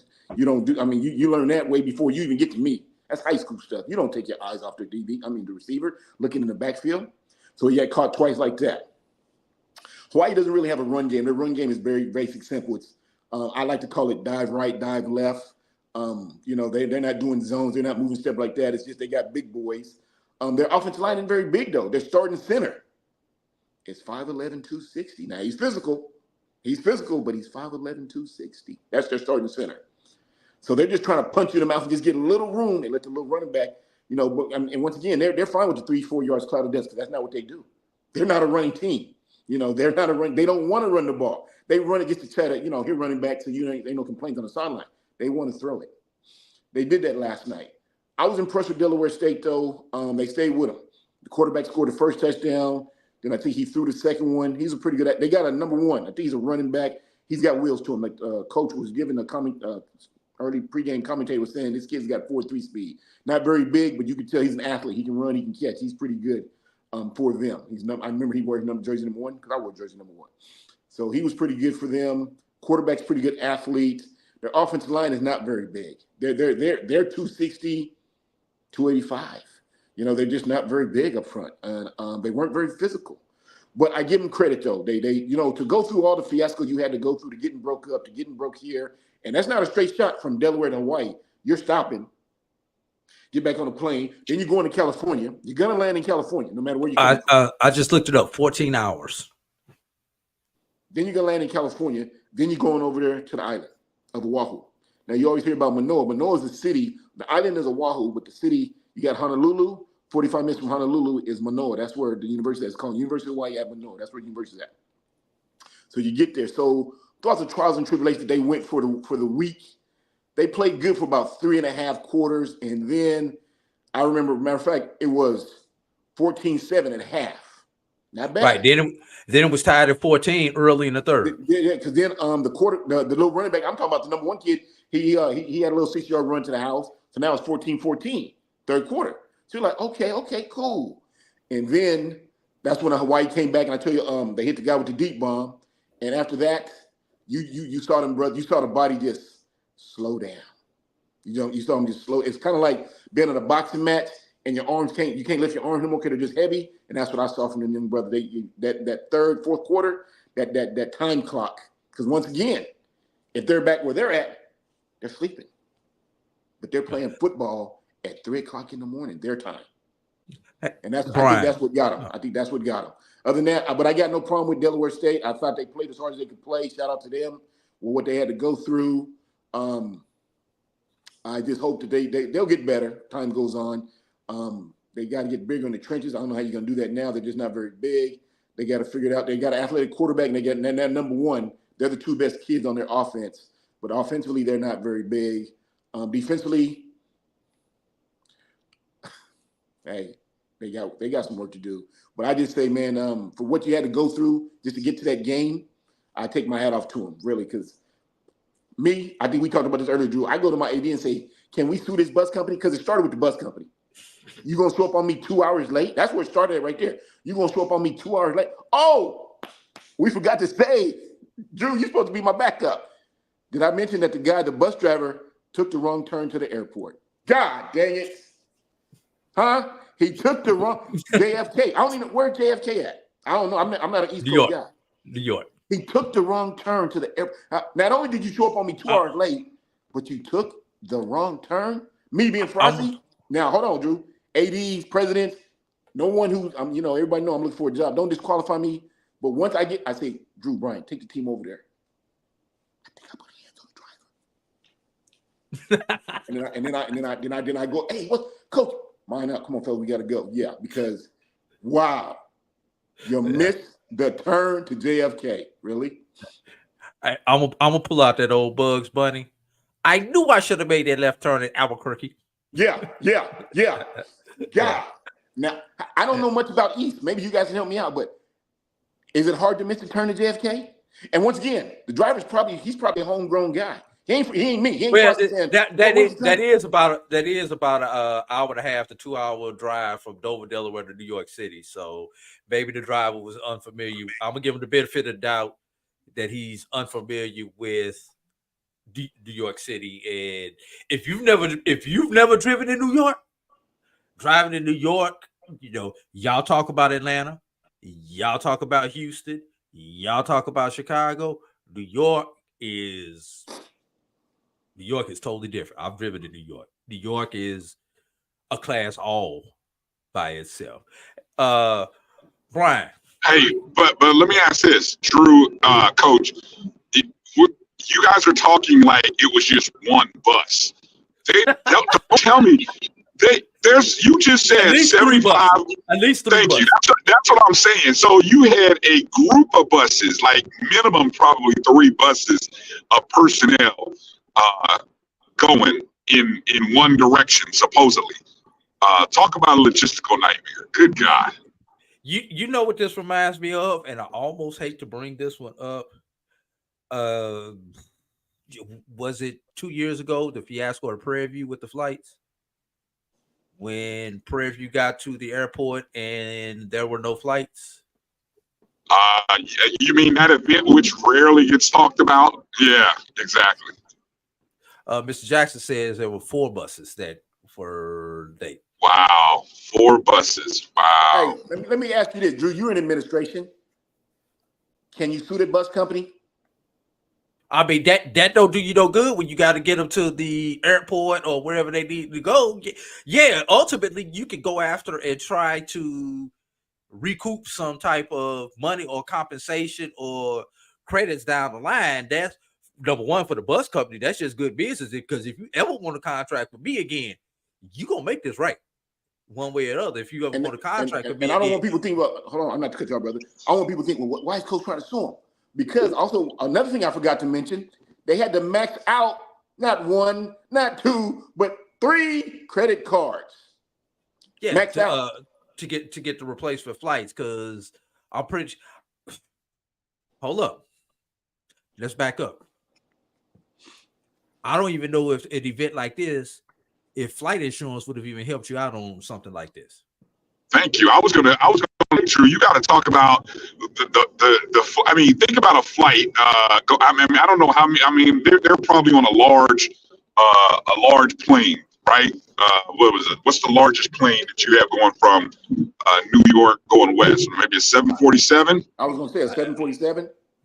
So you just said we got a staff of about 100. I mean, probably if not half, at least maybe 2/3 of the plane is consisting of the Delaware State Party, and they're not showing up.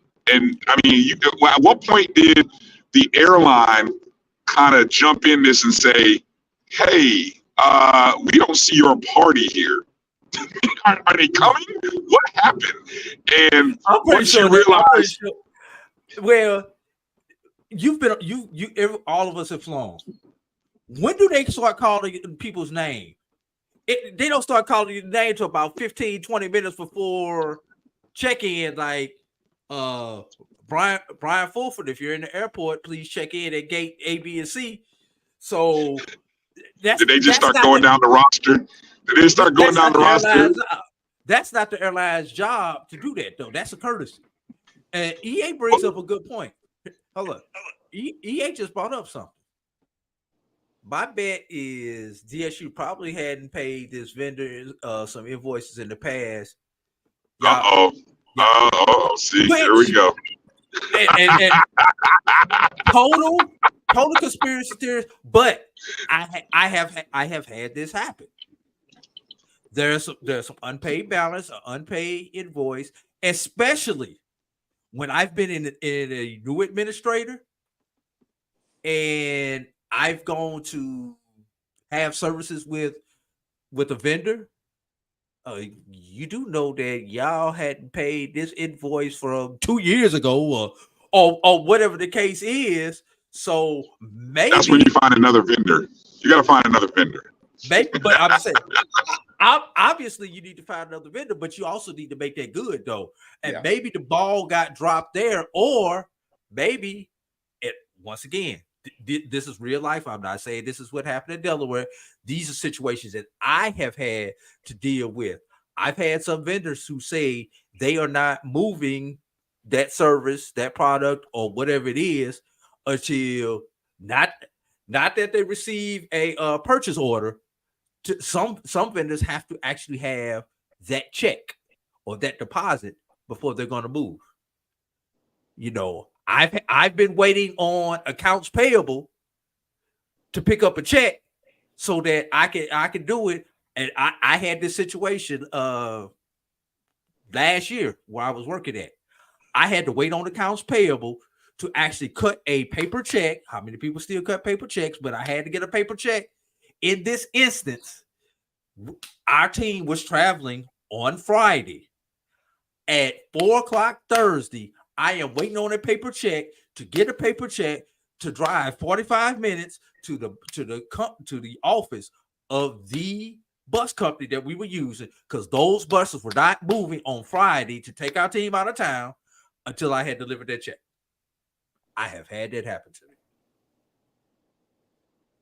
I just not to cut you off, Drew. I've never had that situation. I've been in a situation before where I was at a college and we're coming off the field, and I say, "Hey, coach, what time we got to get together in the morning so we can catch the bus?" What bus? Oh, shucks, Norman. Go up there and order us a bus. Hey, once again, this goes back to what I was talking about last week when we were talking about wearing that hat called head coach, rolling into. Oh, Norman, can you go upstairs and order us a bus? I'm a running back special teams guy. No problem, coach. You run upstairs, you get your bus, and you got a card, and you get your card and everything like that, and then you got to walk around campus, tell everybody, Drew, 5 o'clock be in front of the gym. Brian, 5 o'clock be, okay, coach, because I just had to order a bus.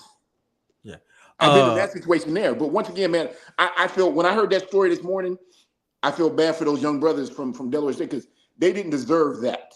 No one did. Let me just say that. No coaches, players, staff, no one deserved that, man, because that's not that's going on that bus company. And that's not good business. That's not good business. They maxed out 3 credit cards. What's the limit on a credit card? 25, 30,000 for a university might be what, 50? I mean, it all depends on the school and everything else. They maxed out 3 credit cards trying to get back and forth because they decided to be late and just missed the left to the JFK. Come on, man. Right. I am the watcher. Just because it is a brand new school year does not mean it's a brand new fiscal year for the institution. When I was in the state of Alabama, our fiscal year actually ran with the state government, which was October 1 to September 30.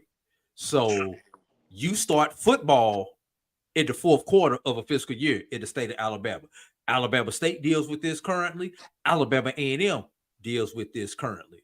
A lot of institutions try to have their fiscal year is usually a July 1 through June 30th. Some places actually run on a calendar cycle. So just because the school calendar is new does not mean the fiscal calendar coincides with the school calendar.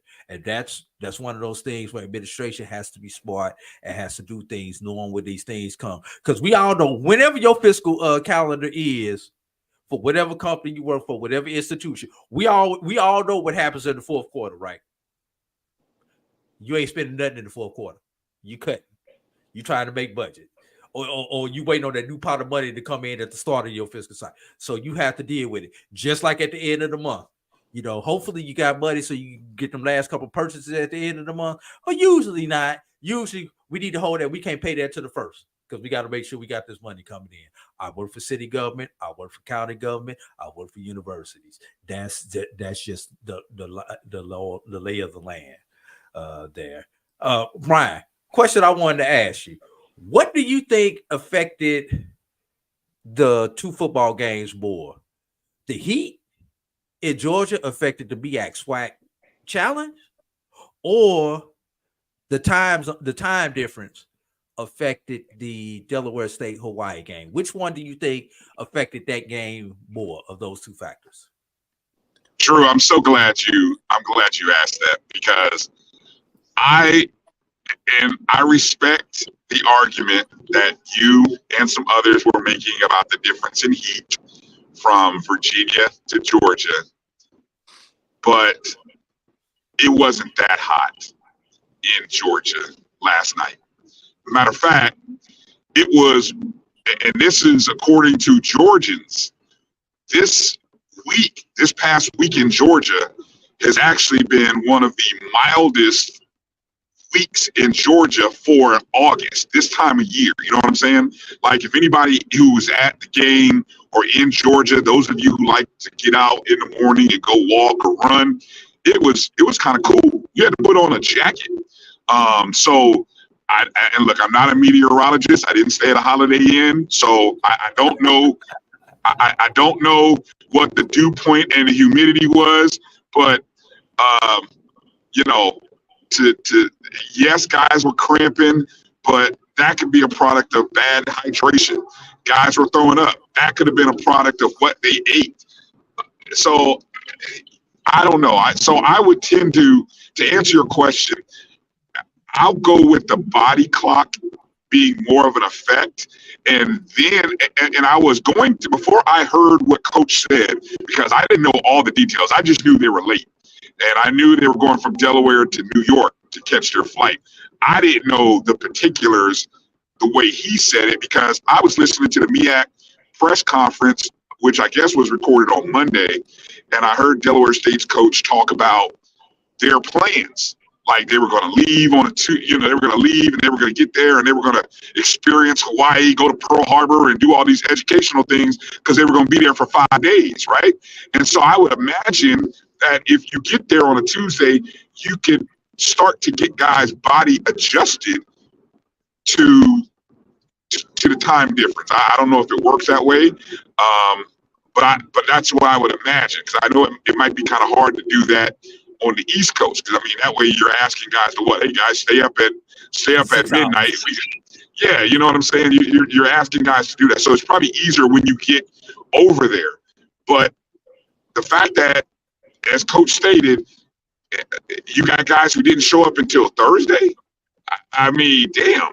So I'm going with body clock, Drew. I'm going with body clock over the exhaustion of Norfolk State players. And due to Georgia heat. Hydration. Yeah, okay. Hydration, Georgia heat, whatever. Let's just say poorly hydrated Norfolk State players. Let me say something real quickly, Drew, please. What I do as a coach, you guys, when we go to eat, and after we wash our hands, I tell everybody, grab the salt shaker, okay? Put 4 or 5 crumbs in your hand, put it on your tongue, swallow it. Put 4 or 5 crumbs on your hand, swallow it. Salt thins your blood. That prevents dehydration, prevents cramps. Then also make sure we're giving them bananas in the locker room. I make sure we're putting plenty of water in them. Now that can prevent what happened. It's football, it happens, but that's what I do. I've never been in that situation because I've always taken those precautions. I learned that from a coach of mine when I was in high school. That goes back into, once again, me wearing that hat, wanting to roll over to wearing that hat that said HFC, head football coach. But that's what I do to prevent that kind of stuff there. Put the potassium in them, put that salt in them, that can prevent that. But yeah, no doubt about it, brother. That time change. You watched that game. That was a pretty good game till late third, fourth quarter. Then I'm telling you, they were just like, you could just see them. They weren't moving the same. They was reacting slowly, and you could just say, it's supposed to be sleeping right now, but we're playing a football game. Kind of like that drive that I had to get back to home at 3-4 o'clock in the morning. When you told me what you did, brother, I'm so glad. I pray to God, like, man, thanks for letting my friend get home. That was a heck of a drive, brother. Last question before we go to break. We've seen teams who were predicted 5 and 6 in the BCSN this weekend, despite losses, have good performances. Do teams 1 through 4 in the MEAC need to be concerned about teams 5 and 6? Bryan?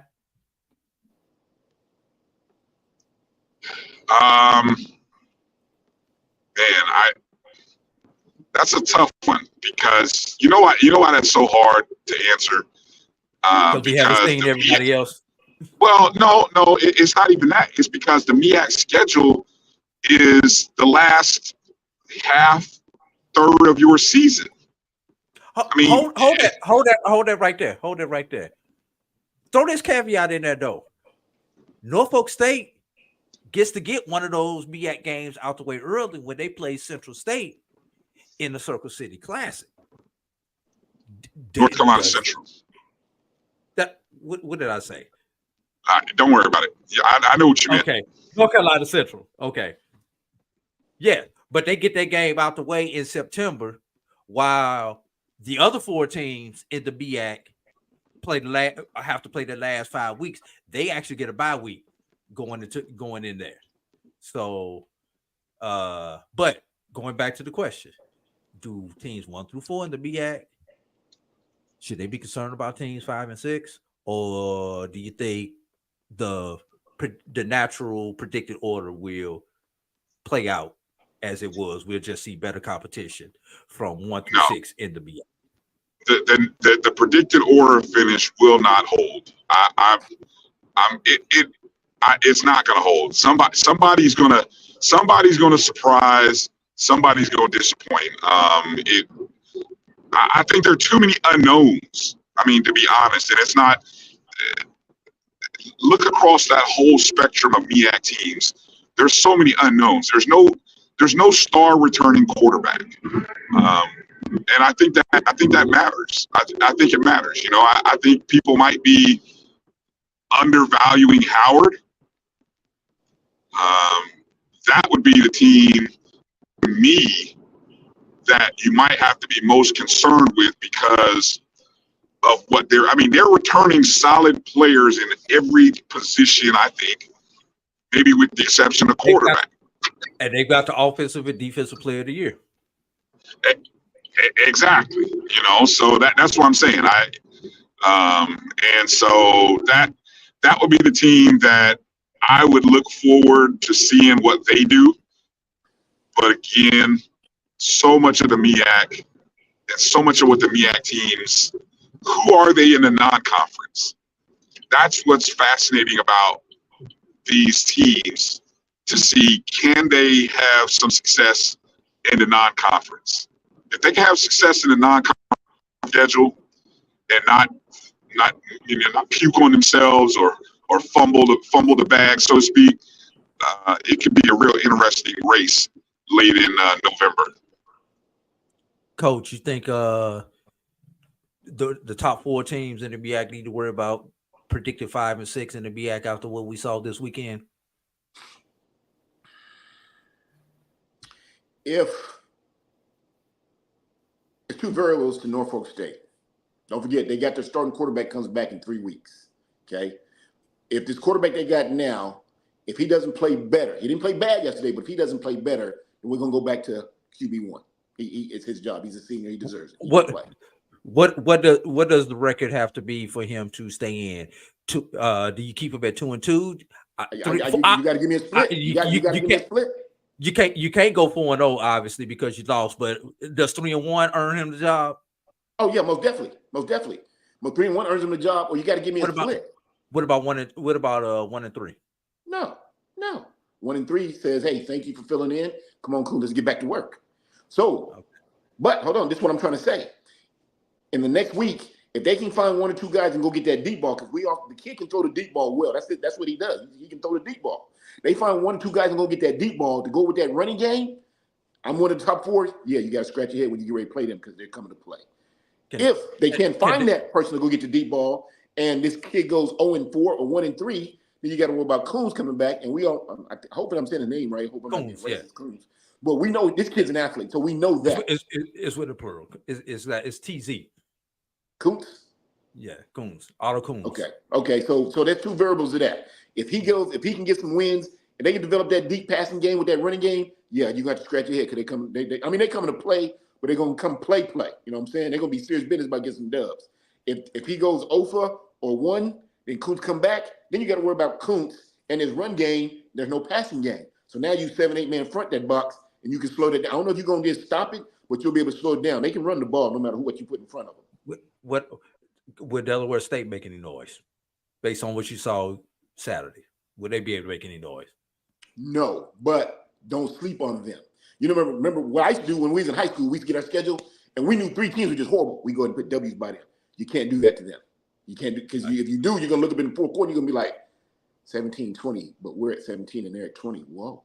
So you can't sleep on Delaware State. They're number 1 and that quarterback. They make it. They're a difference maker. They're a difference maker. So no, you're gonna have to play them. You got to show up and play them. After what I saw them yesterday, that 3rd, 4th, delete that because that body clock hit them. Them first 2.5 quarters, they was out there playing some football. Brian, hey, question before we go to break. Yeah. Who does Delaware State play this upcoming weekend? I'm glad you said that. I'm glad you said. Go ahead, ask your question. But I'm glad you gave me my lead into the next segment, Brian. True. Coach, what are the challenges for Delaware State coming back to their, to the East Coast? Like, we talk about the body clock of how it affected them in that contest. Are there any, is there anything similar that they're going to have to deal with coming back home and getting readjusted to the Eastern Standard Time?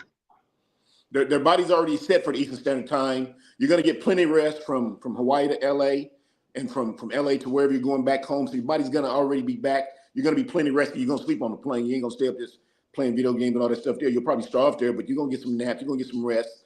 And I imagine when they'll get home late tonight and they'll probably get some rest tomorrow. If I'm the coach, I give them off tomorrow. Really, I do. I give Monday off. Say, sleep, fellas. I'll see you Tuesday morning, 6 a.m. But tomorrow is a day's rest. You need 1 good day's rest to get everything back right and keep moving forward. That's what I was going. That's what I was wanting. I'm glad you said that because I'm wondering after spending 24 hours, 2 or 3 different flights, I gotta imagine that wears on the body. Yeah.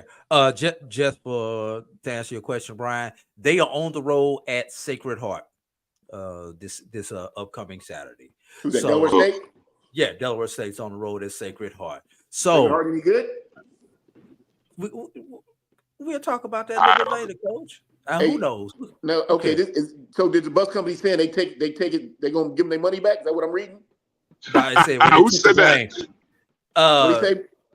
I'd rather be golf for all the reckless accusations as it relates to the bus issue. The bus company took the blame for the missed flight, so the bizarre unpaid invoice theory has no merit. Number one, that's just good PR for the bus company. Go ahead and take it. They're spending that the way they need to spend it. So, but yeah, it is what it is. Unfortunate incident, and hopefully all parties will be able to get in the room and resolve all open issues, so something like this doesn't happen again. So the stuff that I was talking about, is just stuff that I've experienced in my professional career as an athletic administrator. Hey, let's one more thing. Hold on, Drew. Hold on. Has anyone seen in the chat my Norfolk State nemesis? Has he showed up yet? We've been 2 hours into the show, and I haven't got my public apology from my reckless Norfolk State nemesis. You know who I'm talking about. If he's in the chat room or if he's quietly listening. He was at the beginning of the show. I don't know if he's still in here, but he was. Okay. All right. I'm just wondering because I haven't seen my public apology. So, but okay. I just thought I'd ask. All right.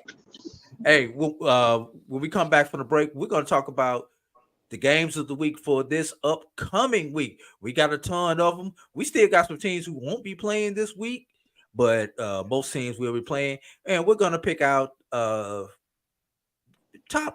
we like to do top fives around here. So we're going to give you the top 5 games of the week coming up for you to watch. Hey, you could have been anywhere, but you're here with us on a Sunday night. Thank you for joining us on the Sunday night. Get those likes up, get those thumbs up, share, subscribe. Hey, you watching the BCSN Sports Wrap. Bryan, A.D, Coach Norman. We'll be back in just a moment. Hey, grab me one too.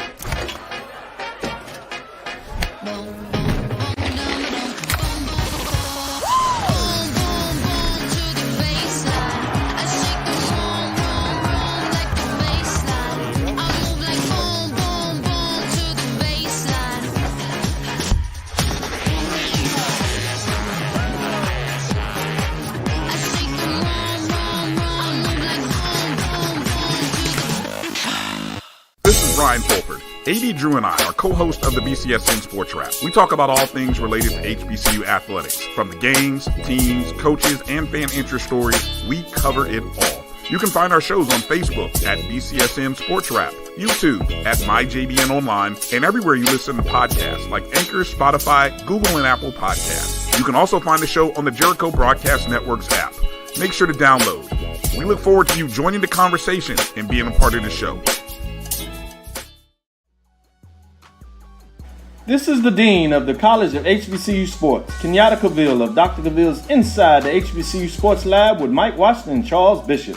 Come mix it up in the lab where the course lecture is in session every Tuesday from 6 o'clock p.m. Central Standard Time on Facebook Live, YouTube Spreaker, or the BCSN app, as we discuss all things about the HBCU sports culture, including exploring the week that was in the sporting HBCU diaspora, as well as the upcoming week of HBCU sports. With me, the Dean, the College of HBCU Sports, on Dr. Cavill's Inside the HBCU Sports Lab with Mike Washington and Charles Bishop. Course lecture dismissed. Choice Hotels is a family of brands that helps you get the most for your money so you can be any traveler you want to be. You could be a free hot breakfast hero at a comfort hotel. Yes! That's how you waffle. Mister, this script got a plot twist at a Radisson Hotel. A business big leaguer. Go for key. Even the ultimate pool float inflator.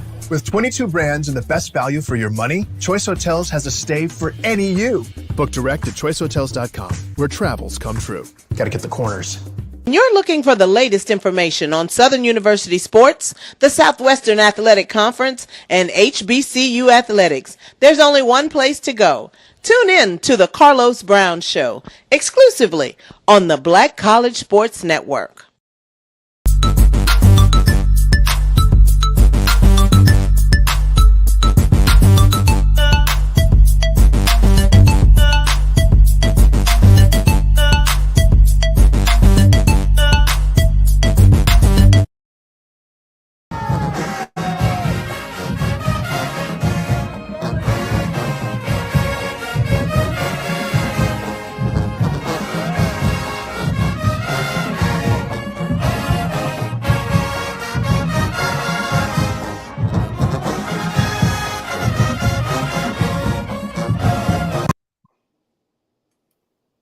Got to give a Spartan Legion some love too. We don't want everybody to talk about our FAMU bias here on the BCSN Sports Wrap. BCSN Hey, Drew. Sports Wrap. Yes. Okay, let me ask this question. I sent a poll out. I don't know if you can check the MyBCSN #1 Twitter handle, but who won halftime? Who won halftime? The Marching 100 or the Spartan Legion? Let me look that up. And then take it even further, the fifth quarter. Who won the fifth quarter? Because this is going to be a big point on Dr. Cavill's show in terms of who won the battle of the bands. I will say this, and y'all, if you weren't there, you missed the fifth quarter. But when I believe the 100 came first with Earth, Wind, and Fire, that was what did they play from Earth, Wind, and Fire? I don't remember what it was, but then the Spartan Legion then the Spartan Legion came back with a different Earth, Wind, and Fire song.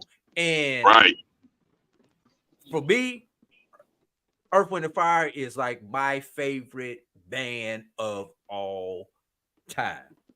Earth, Wind, and Fire. And you remember, Brian, we was trying to wrap up and get out the press box, and I just stopped and started singing along with the band up there. And then when the Spartan Legion came out, I'm like, oh hell, I'm like, I'm in no hurry to get up out this press box.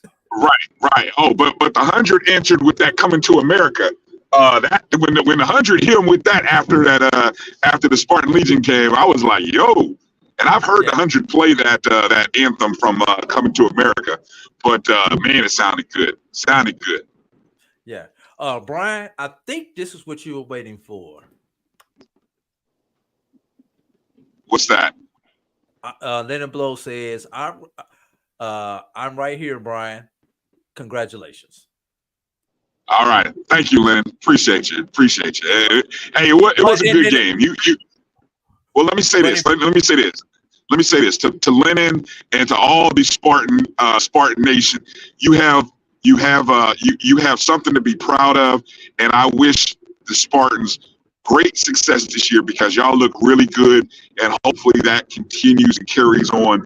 I hope they play well against East Carolina, and then we'll all be watching when they play their rivals, Virginia State and Hampton, in back-to-back weeks.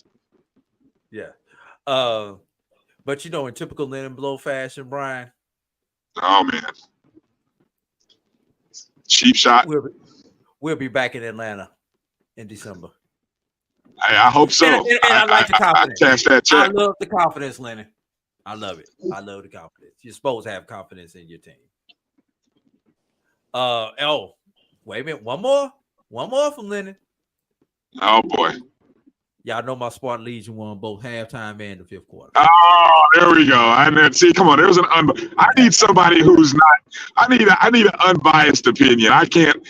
That's like asking me who won. What do you think? I'm not gonna say 100. So come on. I need to know. This was a top 5 battle, Drew, and yes. I say that with all respect to the Sonic Boom, to the Jukebox, to the Aggies of A&T, whatever they call themselves. What other distinguished band am I forgetting from the SWAC? But this is I might even dare say this is a top 3. You got the Human Jukebox. I mean, Sonic Boom of the South and the Human Jukebox. I said both of them, but whatever. Okay. Yeah. All right, but I don't know who won the battle because just like you, Brian, I'm a bit biased, but of course I do know who won the cell phone usage award. And what are you talking about?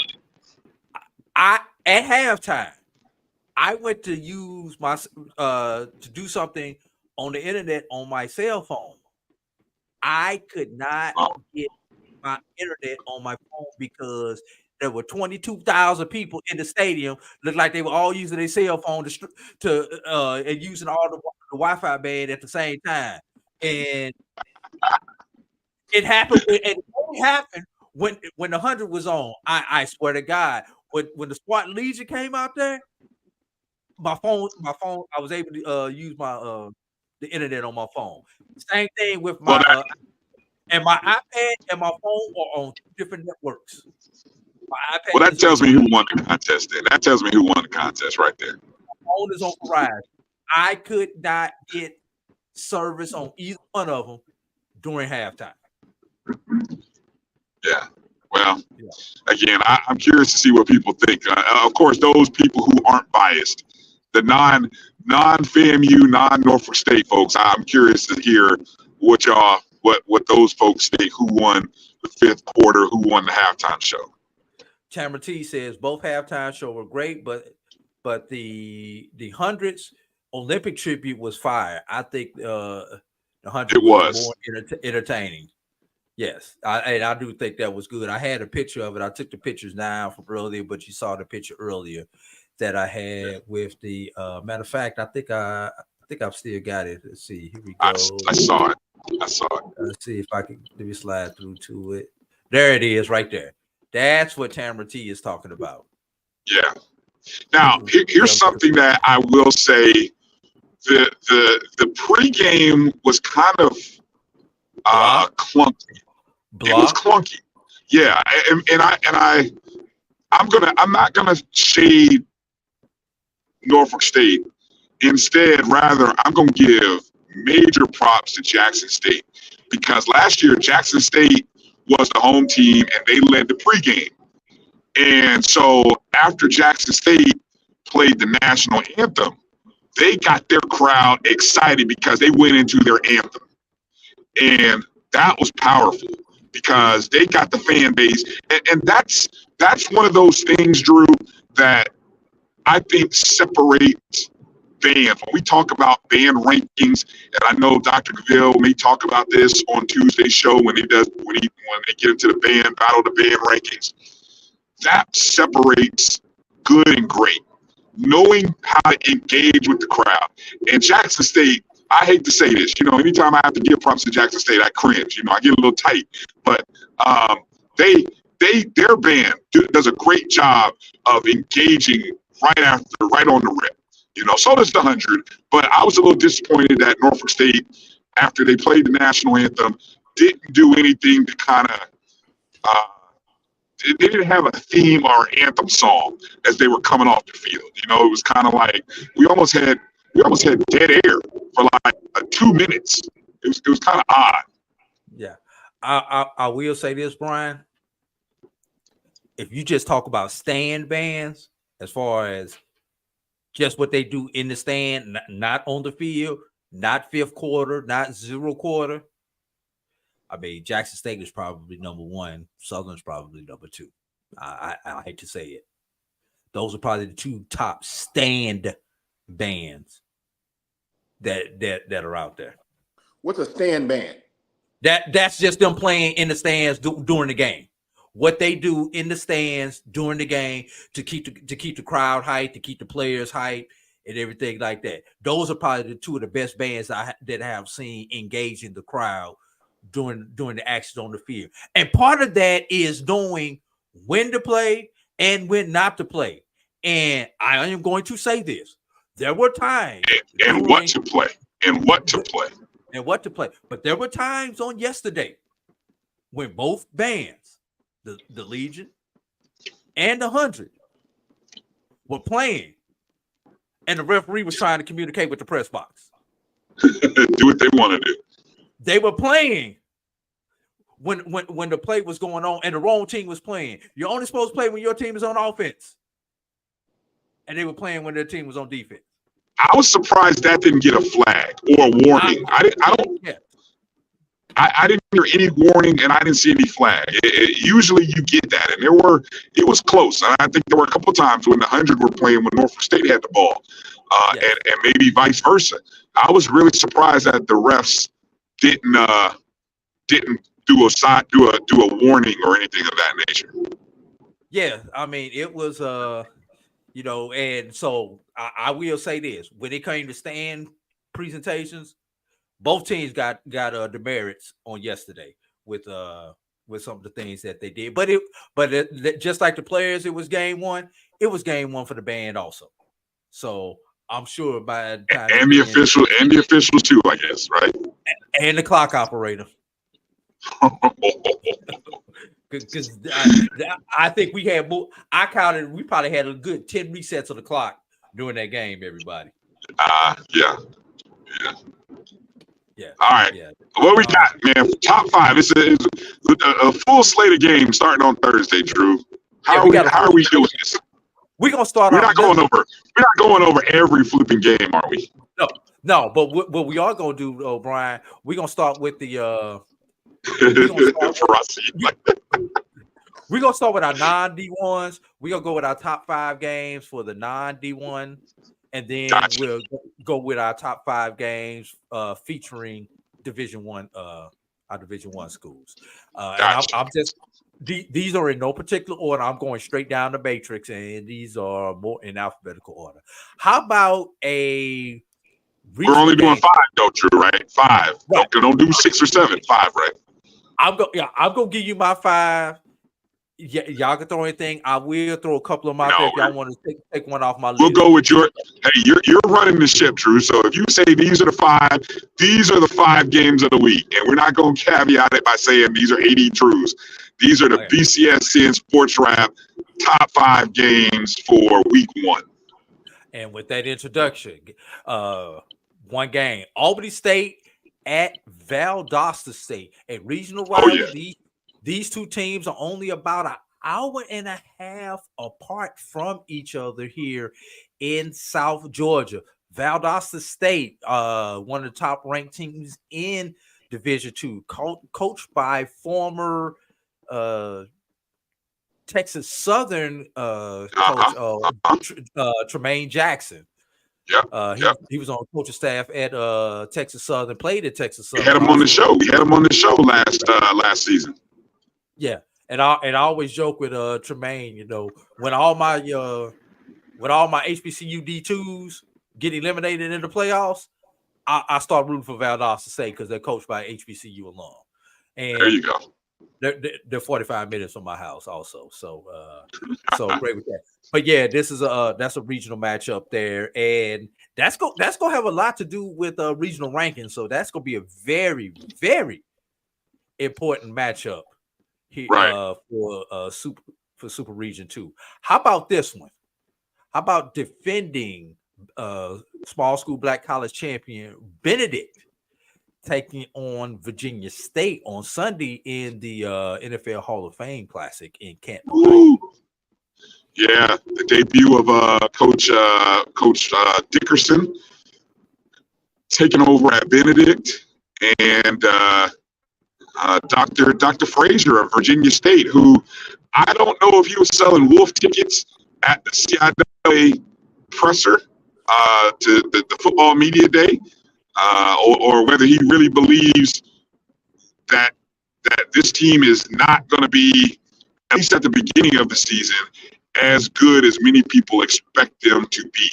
So this will be a good matchup, SIC versus CIAA. And feel free to jump in anytime that you want to on any of these games, Coach. Here's one, Brian. I know I'm only supposed to give you 5. This is not a top 5 matchup, but this is what I want to keep my eye on. No, and I'm going to tell you why. Clark Atlanta travels to Fort Valley. I'm keeping that should be a top 5. Why is that? Okay, mark that down, Coach. I'm trying to figure out if he's got 3 other better games than this one. Okay.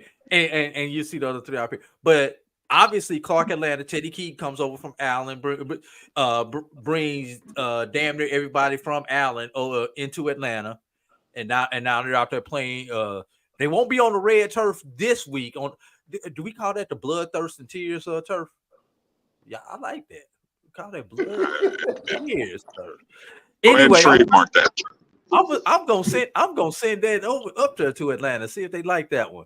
But yeah, they travel now I-75 to Fort Valley, Georgia, to take on Fort Valley. Fort Valley predicted to be one of the top teams in the SIAC.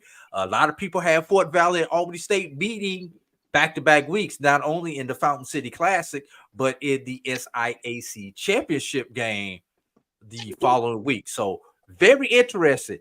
Is Clark Atlanta gonna be that team that Allen was last year or better? And will Fort Valley get over the hump because they've been close the last couple of years? This is going to be a good test for both of these teams. Like you got something to say, Coach? I do. 2 things. Let's rewind the tape a little bit. Let's go back to that one game, Virginia, where they talked about Dr. Frazier and the other coach. Which team in Virginia has that little running back that was pretty good? Did he graduate? Was he back? That's Virginia Union. We're going to get to that game. Okay. No. Is the running back? Is he back or did he graduate? Yes. No, he's back. He's back. Okay, he's back. Now we're saying that eligibility. So now we're saying Clark Atlanta is supposed to be a top D2 team because Coach Keaton took pretty much everybody he had at including his quarterback. Number 4. He's 5'9". Number 4 on Dr. Cavill's Inside the HBCU Sports Lab preseason poll. 5'9". He's taller than me by an inch. He's Conference Player of the Year. He's 5'9". What's that mean, Coach? What's that mean? 5'9". Wasn't Emmitt Smith 5'9"? Emmitt Smith was 5'9". Come on now, Coach. Doug Emmitt Smith Flutie was a 5'8". running back, Brian. Doug Flutie was 5'10". Michael Vick wasn't even 6 feet tall. So we're saying a 5'9" guy's about to just. I mean, fellas, we got to change the Drew culture. Brees was 5'9". No, I hear what you're saying. I hear what you're saying. And he's a player of the year. Wait He's a a minute. quarterback. And we know that. We saw what he did at Allen. But I'm just saying the culture, the atmosphere, everything. I don't know if Clark Atlanta is going to get it done this year. I see him winning 5. I see him winning 5. I see him winning 5. And maybe next year, 7, 8. But this year, it's going to take some time. I mean, we're talking about a school that football is okay. That's something we do from August to November. Yeah, thank you, Brian. That's something we do from August to November. That's not up under Dr. French. Dr. French wants to win, and if you think about it, Dr. French is the one who was the president at Miles when Miles turned from everybody's prom date into a winning program up under Coach Reginald Ruffin. Dr. French is now the president at CAU? Yes. Okay. Yes. Presidents don't win games, though, but I hear what you're saying. But presidents hire the athletic director who hired the coach who wins the games. Hold on. Let me ask something. Who was the SIC Player of the Year last year, Drew? David Wright. Okay. I'm just checking. Okay. Was he the quarterback at Allen that's now at CAU? Yes. Yes, he is. And why he's not preseason player of the year, we're gonna leave that one alone. But you forgot who's the signal call over there at Fort Valley also, Brian. That was Kelvin Durham, who came in to last season as the player of the year, as a preseason player of the year. So this is gonna be This is a top 5 game, Drew. How is this not I can't wait to see the other 3 games, Drew. I don't know how this is not a top 5 game. Brian, I just talked myself. Yeah, Brian, you just talked me into it. I'm moving this up on the top 5 list. I'm telling you, come on now. Coaching Fort Valley, that's Coach Gibbs, right? Yes. Yes, it is. FAMU, y'all know Coach Gibbs, don't you? Hey, stop it, Coach. Stop it. See, don't be messy. Don't be messy. Boy, I'm gonna tell Drew to hit the each, but Coach, don't be messy for us. Don't do that. Don't do that. This is what we do to people like Farasi for those comments. Oh wow. Oh wow. Don't be messy for us. Nah, okay, I apologize. All right. I apologize. All right, I'm moving it up on the list, Brian. Coach Farasi, you asked about the running back from Virginia. You're talking about Jada Byers and his Virginia Union Panthers will be taking on the Kentucky State Thoroughbreds.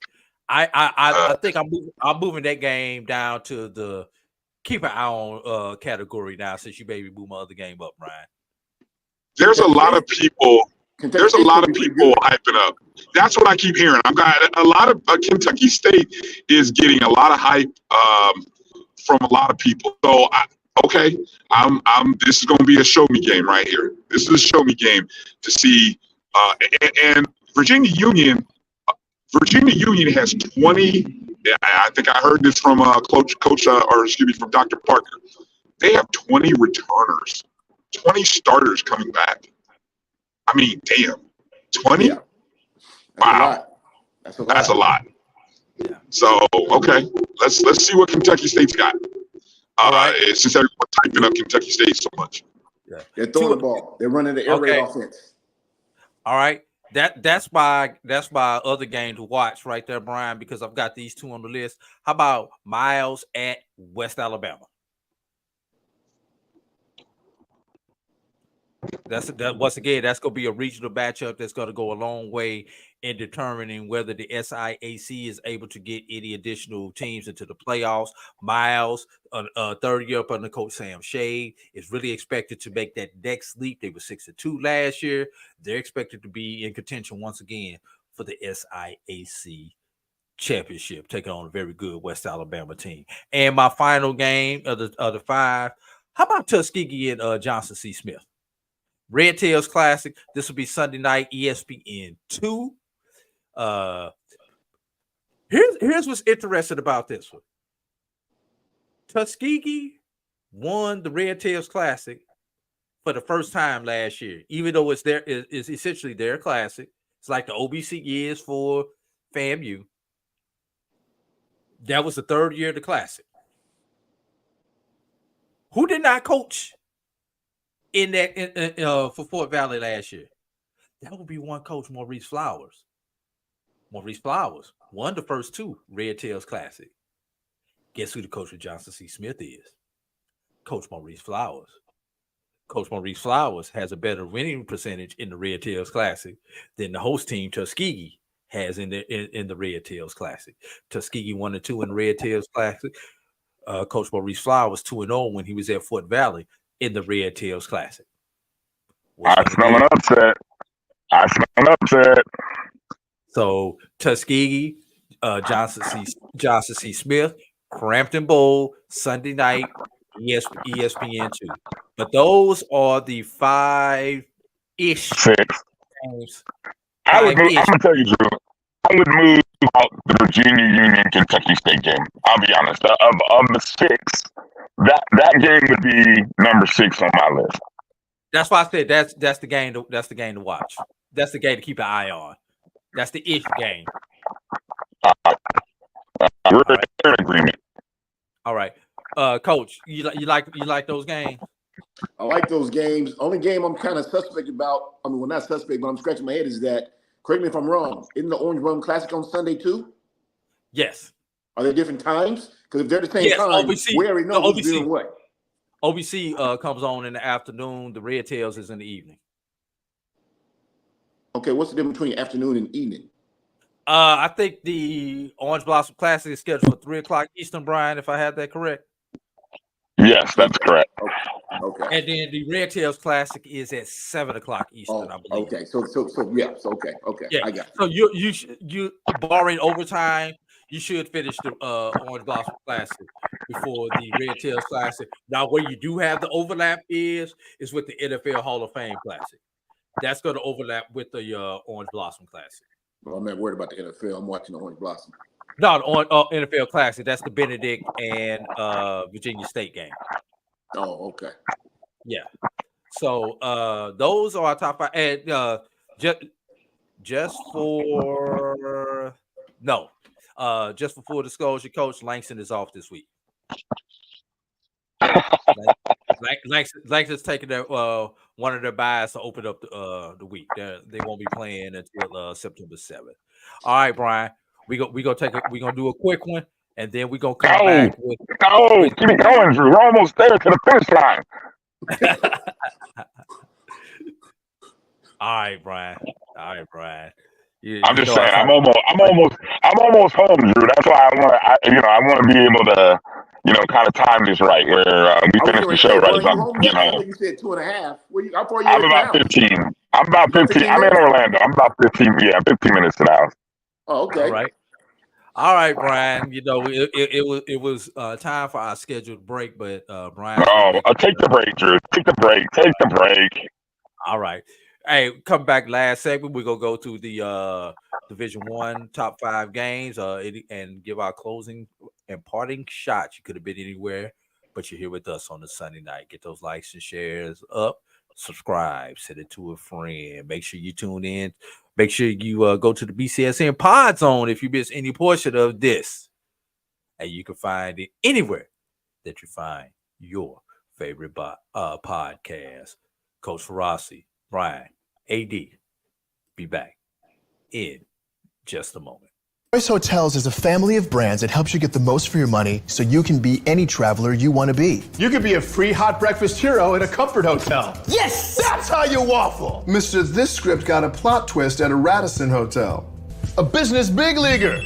Go for key. Even the ultimate pool float inflator. With 22 brands and the best value for your money, Choice Hotels has a stay for any you. Book direct at choicehotels.com, where travels come true. Gotta get the corners.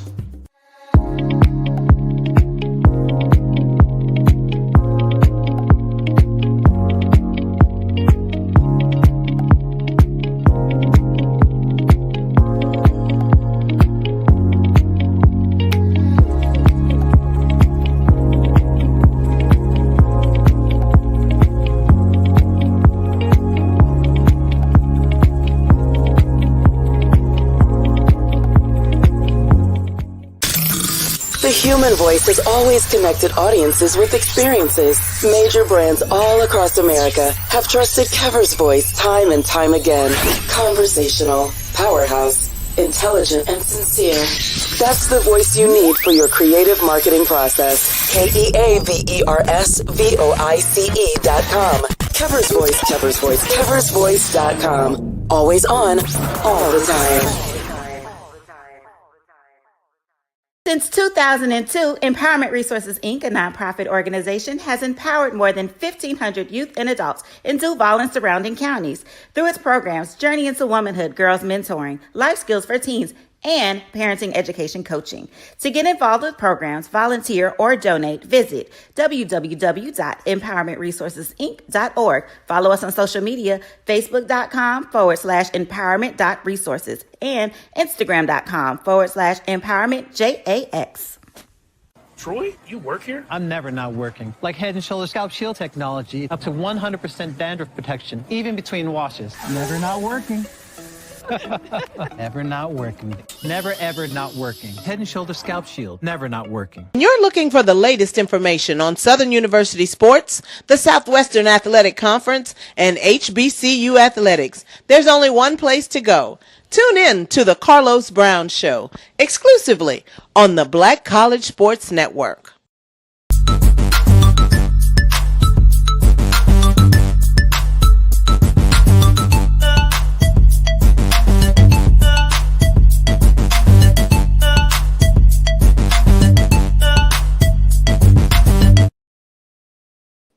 Back for our final segment here on the Black College Sports Network, the BCSN SportsWrap. AD Drew here. You can follow me on X, Twitter, whatever you want to call it, at BCSN Drew. Coach Farasi Norman. Coach, I got your Twitter handle. I hit you on it, but I do not remember your Twitter handle. It's at Coach Farasi on X, if I have it correctly. Yes, sir, you do, at Coach Farasi.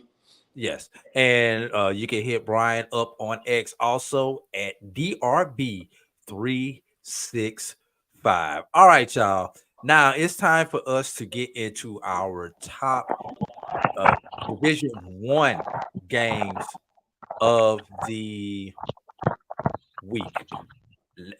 Let's start off with Morgan State and Hampton. Hampton, one of the few teams. Matter of fact, Hampton may be the only team where we have not asked who's playing quarterback this year. As Chris Zealous comes back to the Hampton Pirates once again. Chris Zealous right now maybe preseason is probably the top, maybe the top HBCU quarterback. Maybe he's mine. He's mine.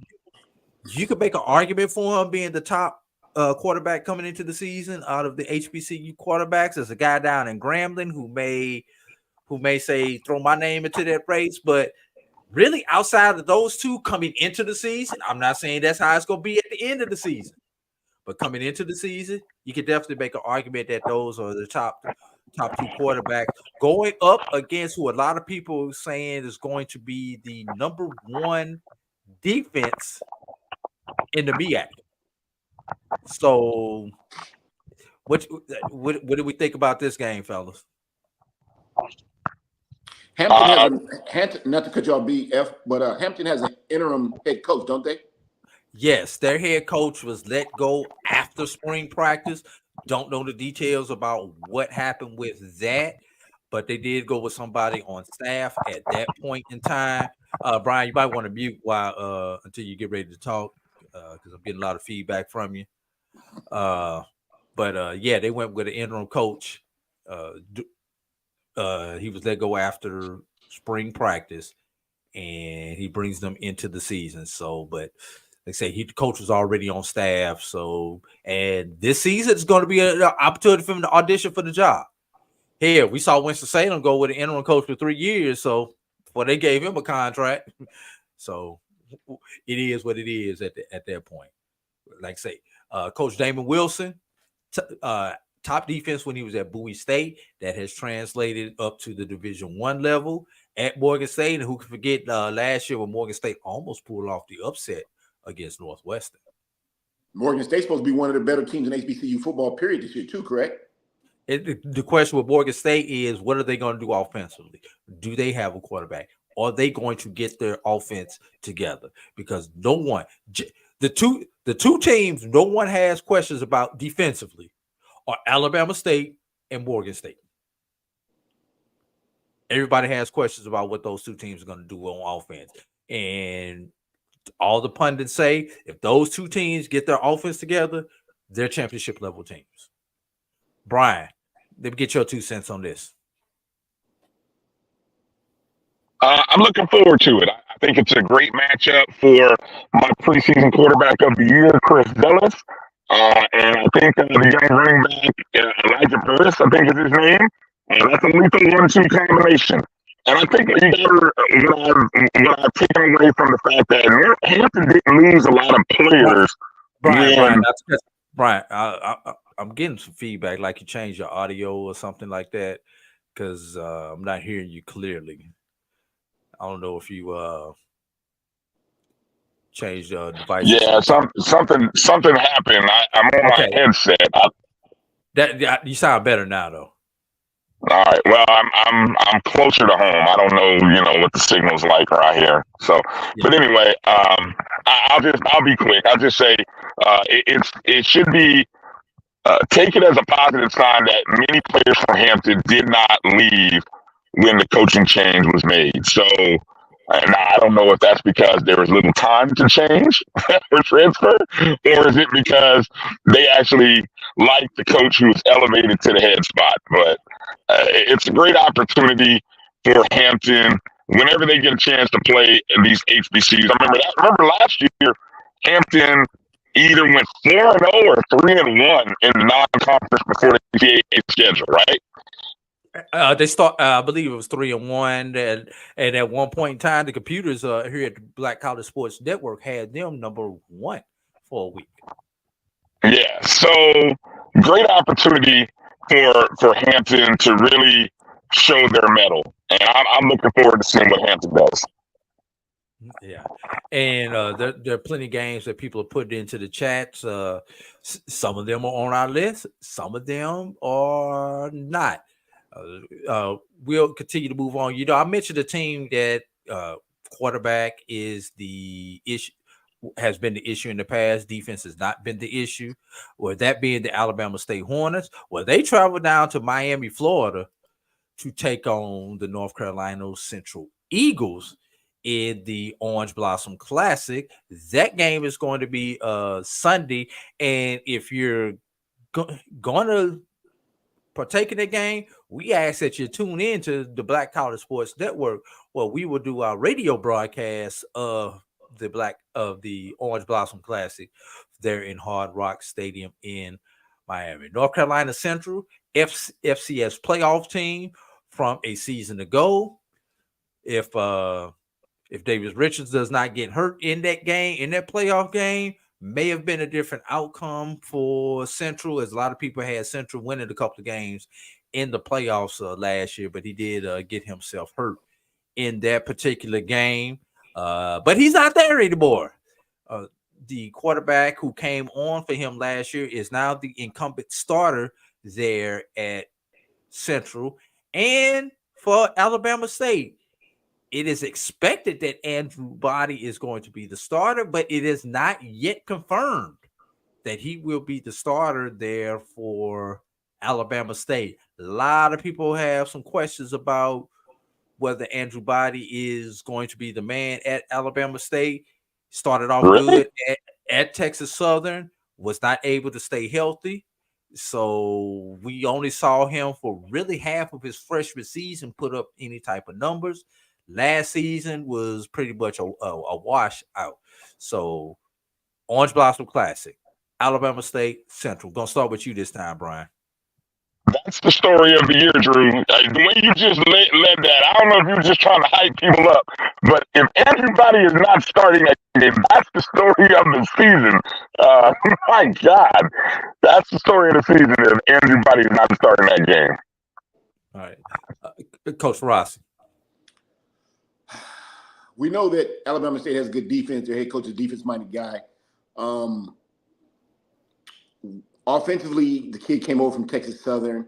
I'm a little confused. I told you guys last week I support two things. I support black coaches, black quarterbacks. I'm not against Andrew Body, but I personally have never seen him do anything to say, he's at Alabama State now? I know Alabama State's ranked like number 1 to win it. And from what I heard, he's QB1.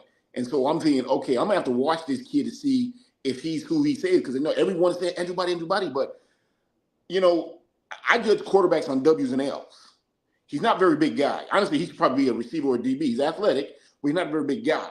So he don't have many W's, but he's got a lot of L's. Some people say, he's at Texas Southern. They weren't very good. Okay. But then again, the quarterback is supposed to make what he said. We just talked about the 5'9" kid from Allen going to CAU.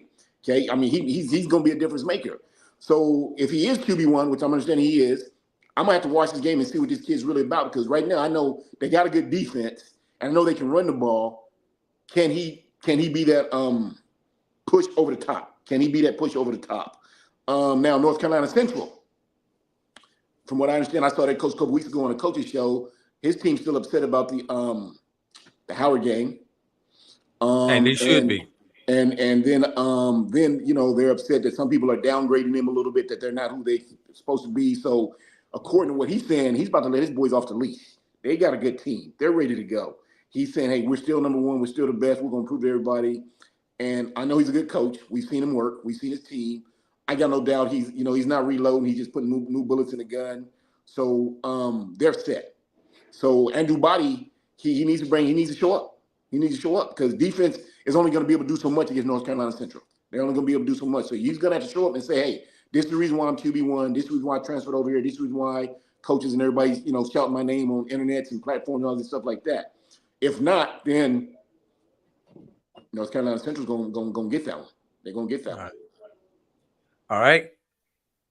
Chennis Berry brings in the South Carolina State Bulldogs into Bragg Memorial Stadium in Tallahassee, Florida. Florida A&M has a 20-game home winning streak. Oh, I didn't know that.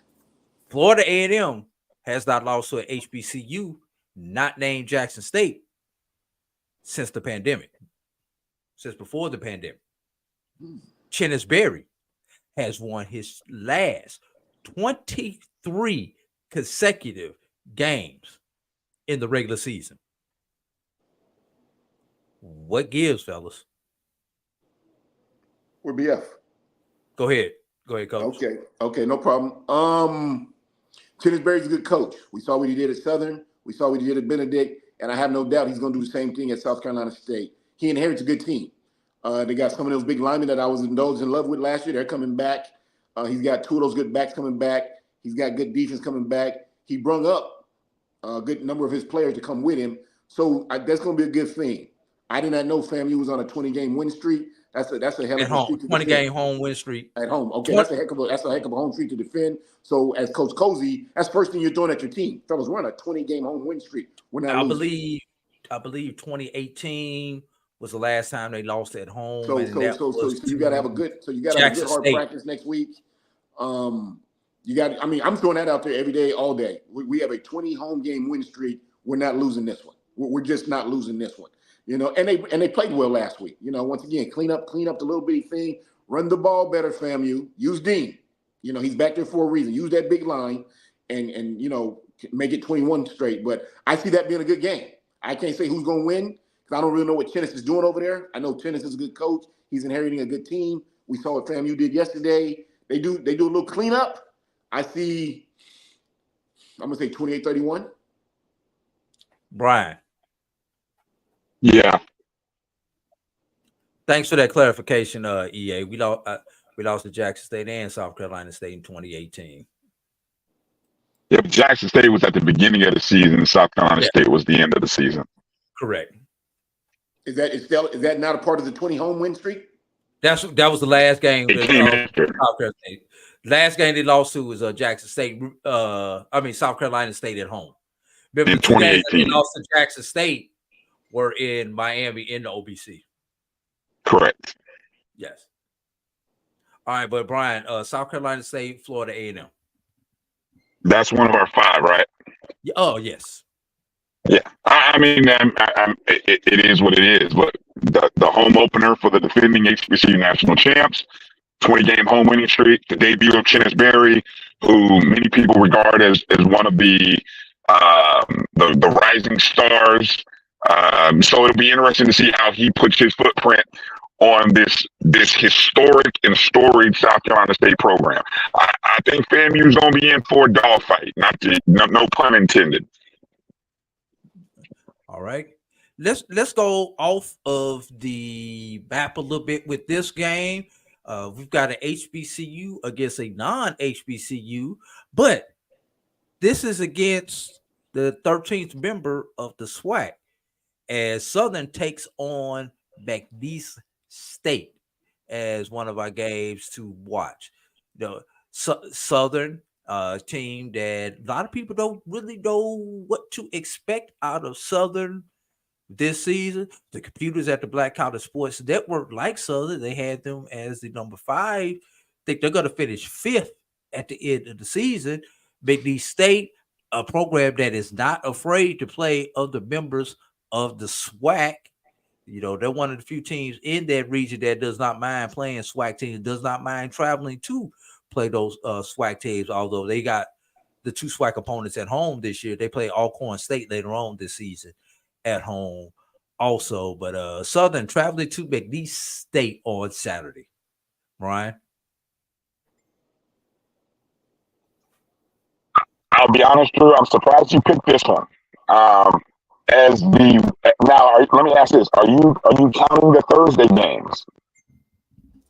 The Thursday games, well, those are kind of my ish games, but I think the Thursday game that you're talking probably about is Jackson State, Louisiana Monroe. Yes, sir. So if I had one, sell me that game then. So what? The Jackson State, Louisiana Monroe? Yeah, sell me that game. I think it's a great opportunity for Jackson State to get a win. UL Monroe. I looked into this previously, and so if my numbers are off here, I apologize. But I think UL Monroe is ranked or predicted to finish bottom 3 in Phil Steele's conference previews. Jackson State, people are regarding as some polls have been ranked number 1, preseason number 1 in the HBCU football. I think this is a winnable contest. We've already seen an FCS knock off an FBS team yesterday. When who was it who beat New Mexico? We were talking about that game. They were Montana State knocked off New Mexico. Now that was that was historically a bad New Mexico team from the year before, but it is what it is. So is Jackson State up for the challenge, and especially on a Thursday? I think they will be. I will be shocked if Jackson State gets, even if Jackson State loses, I'll be shocked if they get beat by more than 3 touchdowns. I expect to win, though. I'm thinking this is a winnable game. But whatever the spread is, Jackson State should cover it, and Jackson State is a live dog, in my opinion. I would put a little pizza money on Jackson State to win outright. Well, Brian, that Thursday really shouldn't matter because it's the opening game of the season. It's not like you're going in on a short week. You've had all summer. I got you. Prepare for them. It'd be different if this was a week 3 or week 4 matchup where you're playing them on a short week there, Brian. Would you agree with that, Coach? Say that one more again, brother. We've talked about the Jackson State, UL Monroe playing on the Thursday night. I was like, at this point, at this time of the season, it's a non-factor. It's versus where if this was like a week 3 or a week 4 matchup, would you be playing them on a short week on the road?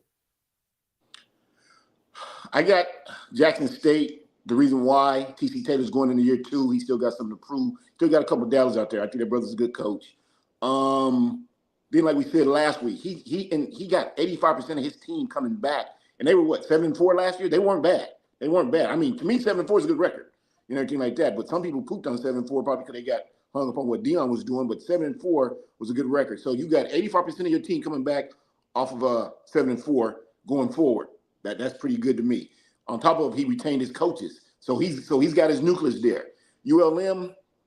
They're a New Mexico State type. So it's not like they're getting ready to play a LSU or Georgia. They're playing a mediocre D1. So I think Jackson State can go in there, play good football for what they got, come out victorious. I'm not gonna give a score, but I'm gonna say play good football, stay together. I got Jackson State. All right, and our 5th game on the schedule is a home game disguised as a classic. That's going to be the Labor Day Classic, where Texas Southern travels to Prairie View. There, dang, coach, you ain't let me get it out. Prairie View, the defending SWAC West champions, coming into this particular game. Now, coach, go ahead and give me your analysis. I think Texas Southern hired Chris Dishman because Chris Dishman played for the Oilers. Who did Bubba McDowell play for? The Oilers. Chris Dishman had NFL ties. He's got a name. You actually have 3 Oilers in the SWAC right now. Yes, you do. But I'm just talking about in that scenario right there, that little bubble, all that recruiting. So they wanted to compete with Prairie View because they've been getting beat by Prairie View. Okay, so they said, well, let's see if we can get this equalized. So we go get a guy who's got NFL ties. He played in the NFL. Chris Dishman was a player. That's gonna get it wrong. But there's a difference between coaching and playing. Now he's got a coaching background. He just didn't come off the front like some of these guys. He coached in the AAF and he coached in the USFL. He was doing the spring stuff. So he got a little coaching in him. I seen him a couple weeks ago on a coach's show. This one disappoints me a little bit. Remember that hat I was talking about with that everything I did roll into that hat? Mm-hmm. They asked him a question. I'm gonna give a scenario. Coach, so how you feeling about your team and everything's coming up? You're supposed to be ready for that question, Coach. Coach, okay, you didn't get Andrew Body back. Well, we tried to call Andrew Body, but he didn't want to come back, so we just gonna go with what we got. I need a little bit more than that, Coach. See, people just think coaching is all about X's and O's and getting to the field and yelling and screaming and blowing the whistle. It's so much more, you guys. You got to be able to talk to the media. You got to be ready for that job. You filled out the application. You accepted it. So a lot of it goes into there. Prairie View, Bubba, he's ready. He's on year, 3, 4. On top of, he was a DB coach for 12 years. So, and he's got a good team. Every year, late in November, they're knocking on that door. They ain't been able to open it, but they're knocking on that door. They're going to beat Texas Southern. I'm going to say 35-7. They're going to beat Texas Southern. Right. And, Brian, got anything you want to add? I love that prediction. I have no comments, and I agree 100% with Coach Farasi. That's my man right there. And now our ish game, our 5-ish game, has to be Alcorn on Thursday traveling to UAB. Alabama Birmingham? Yeah, Alabama Birmingham. Trent Dilfer, I believe, is the coach at Alabama Birmingham. And he went 1-10 last year, didn't he? He went 1-10, right? Something like that. I don't remember what the record was, but it was not good. And you've got Tyler Bacon, who's coming off of injury, got the season back last year. Expect is going to be the number 1 quarterback, and Tyler Bacon, having played at the Division I level, playing quarterback at the University of Missouri. So you've got a quarterback who has experience against that level, bringing the Alcorn State team in, who, but once again, new head coach, but a team a lot of people expect to compete and possibly win the West. Go ahead, Brian. We'll start with you. You threw me another curveball, Drew. Surprised you picked this game. This is the ish game. This is the ish game. This is the extra game just to keep an eye on. I don't know. See, these are the games where the spreads are out. I'd love to know what the spread is in this game. I know the spreads are out for this game. I don't have an opinion about Alcorn. They're the preseason predicted #1 team. So I guess we're going to find out. And look, I know they're going up against an FBS, and so I know some people won't judge a team, but I think any team that is supposed to be the best team in your conference against the average FBS team, let's not sit here and act like UAB is a juggernaut in their conference. They're not in a Power 4 or used to be Power 5. They're not even predicted to be a top Group 5 team, okay? So UAB is a middle-of-the-road average Group of 5 team. So if the best team in the SWAC West gets boat raced and can at least cover the, again, I don't know if you've looked it up yet, Drew, while I'm talking. Whatever the spread is, if it's probably 28 to 25 points, somewhere in there, 24 to 25, 28 points. If they can't cover 3 touchdowns, I'm looking at Alcorn like, either UAB is going to be really good this year, and that way I'm looking at UAB to win whatever conference they're in. I'm going to go look for some futures on UAB to win their conference, or I'm looking at Alcorn like, what's going on with y'all to start this year? You know what I'm saying? So that's my take. Lawrence says Alcorn is plus 25.5 on FanDuel. Yeah, see, that's what I thought. So, what's the over/under? Probably the over/under is probably in the 50s.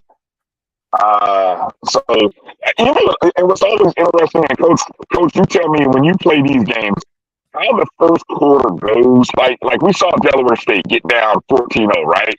Before they really kind of settled. Hell, damn, you got down 14-0. So, who's going to jump out on somebody? You know, if Alcorn allows UAB to jump out on them early, there may be no coming back from that. But can you stay competitive early? Can you avoid being backed up deep in your own territory, which means then you have to punt to midfield and then potentially give up a punt return touchdown, i.e. what happened to Delaware State? Those are the kind of things that you're going to be paying attention to in the first quarter. A, don't give up a big play, i.e. what happened to FAMU. And B, don't get backed up deep in your own territory and have to punt like what happened to Delaware State. So for the teams like Jackson State, Southern, even though Southern's not playing the FBS, but I'm going to use them. And even this Alcorn team, that's what I'm looking to see. Can those teams stay out of those danger spots in the first quarter? Let kids get a chance to get their feet underneath them, play hard, hit somebody in the mouth early, and send a message to that other team that's at home that, hey, you're going to be in a dogfight for 4 quarters. Don't think you're going to come in here and boat race us by 26, 7 points. Coach? I want to throw a couple things out there real quickly. One, Alcorn, I'm kind of disappointed in the way you did Fred McNair. That brother has blood and history in that university. They should have been able to sit down like professionals and work out a deal. He should have been able to leave when he wanted to leave. Now, I don't really know the particulars. We all heard this, we heard that, we seen on the media. But regardless, point is, him, his brothers, his family, his son, they all went to school there. They all graduated from there. You're supposed to sit down with that brother and say, Coach, what can we do for you? Because he's done a lot for that university. It is what it is now. They got a new coach. Everyone's excited. They moved on. He's got a new job. He's moved on. I just want to throw that out there.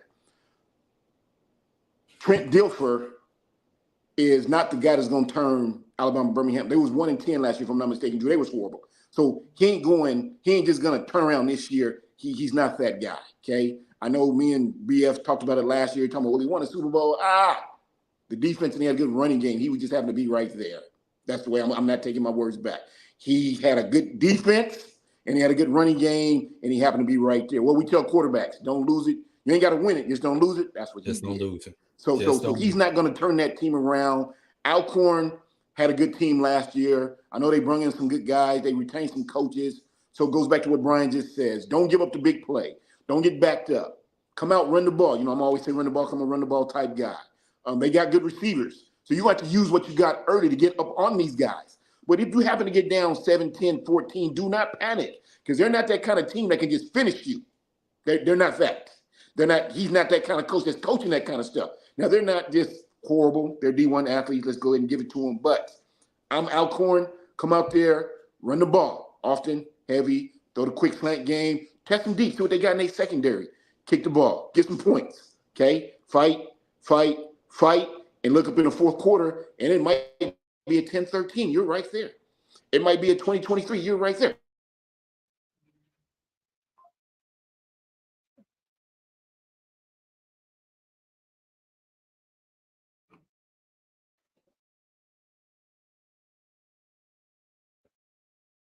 Coach, you still there? I think Coach got sniped. I think Coach got sniped. All right, I think he got it. All right, Bryan, it's about time for us to get ready to pick up this show and get out of here while we wait on Coach to come back and give his parting shot. So, Bryan, go ahead. Anything you got to close out with? I just want to take a second to thank everybody in Atlanta who we saw that walked by our booth, that interacted with the BCSN Game Time, whether it been on Friday or on Saturday. We continue to try to engage with as many different fan bases and, continue to, I just want to thank everybody. And it was a great opening game for the HBCU football season. And I'm looking forward to this week. I mean, it's exciting. I mean, I feel like, Drew, life is busy, for just my personal life and everything going on. But man, it makes it so much easier to get through the week when you know you got football beginning on Thursday, doesn't it? Man, it warms my soul. I'm so excited, ready for this year to start, Drew. Can't wait. Yeah, definitely. It's just it is so great to have football to get back to look forward to on Saturdays. That means the weather is about to break. Let Coach Farasi get his camera together. You ready? Ready, Coach? Hey, I do. Can you hear me? Yeah, we hear you. Can you hear me? Yes. Okay. Can you hear us? I apologize to the chat room. I apologize to you guys. I know I've been having problems. My camera been moving up and down, and my battery just went dead. So I had to come back here, hurry and put it on the charger. I tell you, hey, if it ain't for luck, I don't have none. Once again, check me out. Hand up. If it ain't for luck, I don't have none. I do apologize to the chat room, everything like that, you guys. I'm gonna go by the I know everybody been saying, I've seen it, people been telling me there's this thing at Walmart you can get that'll boost my phone up. So I'm gonna go ahead and spend a little money. I'm cheap with my money. I ain't got a lot of it, so I'm cheap with it. So I'm gonna go get that. So that won't happen next week. And next week I'm gonna have my phone on the charger. So that don't happen. See what I'm saying? How you get better? That goes into that. I was talking about what I was wearing. Anyway, like I was saying, Alcorn. Run the ball, keep the game close, and stay positive. I believe you can get this one. I really do. I'm not going to predict the score. Could be 7-3, could be 6-6, 6-8. I mean, I just believe if you stay together with 85% of your team that you had coming back from last year and TC Taylor's getting better, I believe that they can. I think they can get this one. I believe they really can get this one.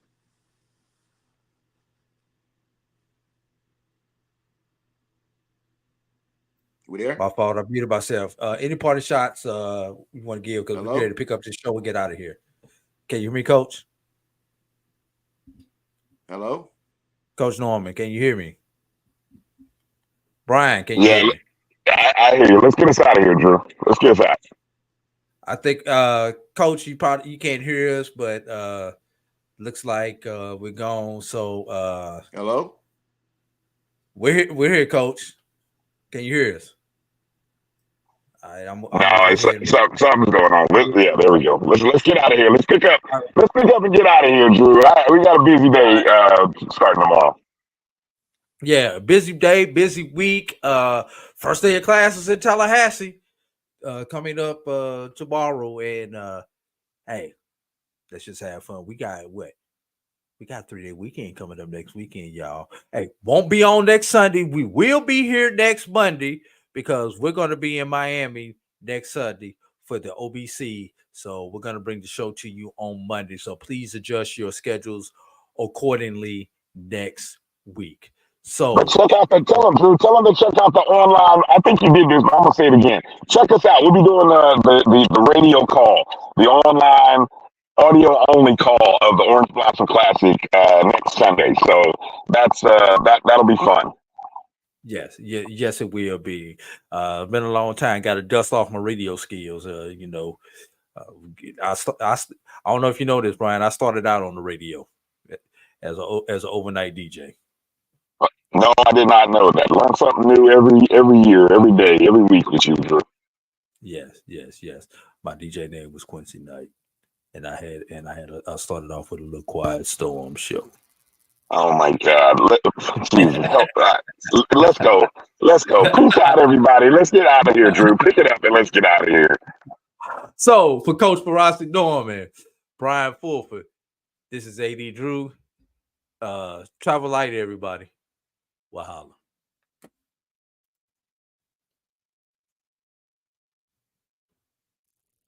If I can find the outro.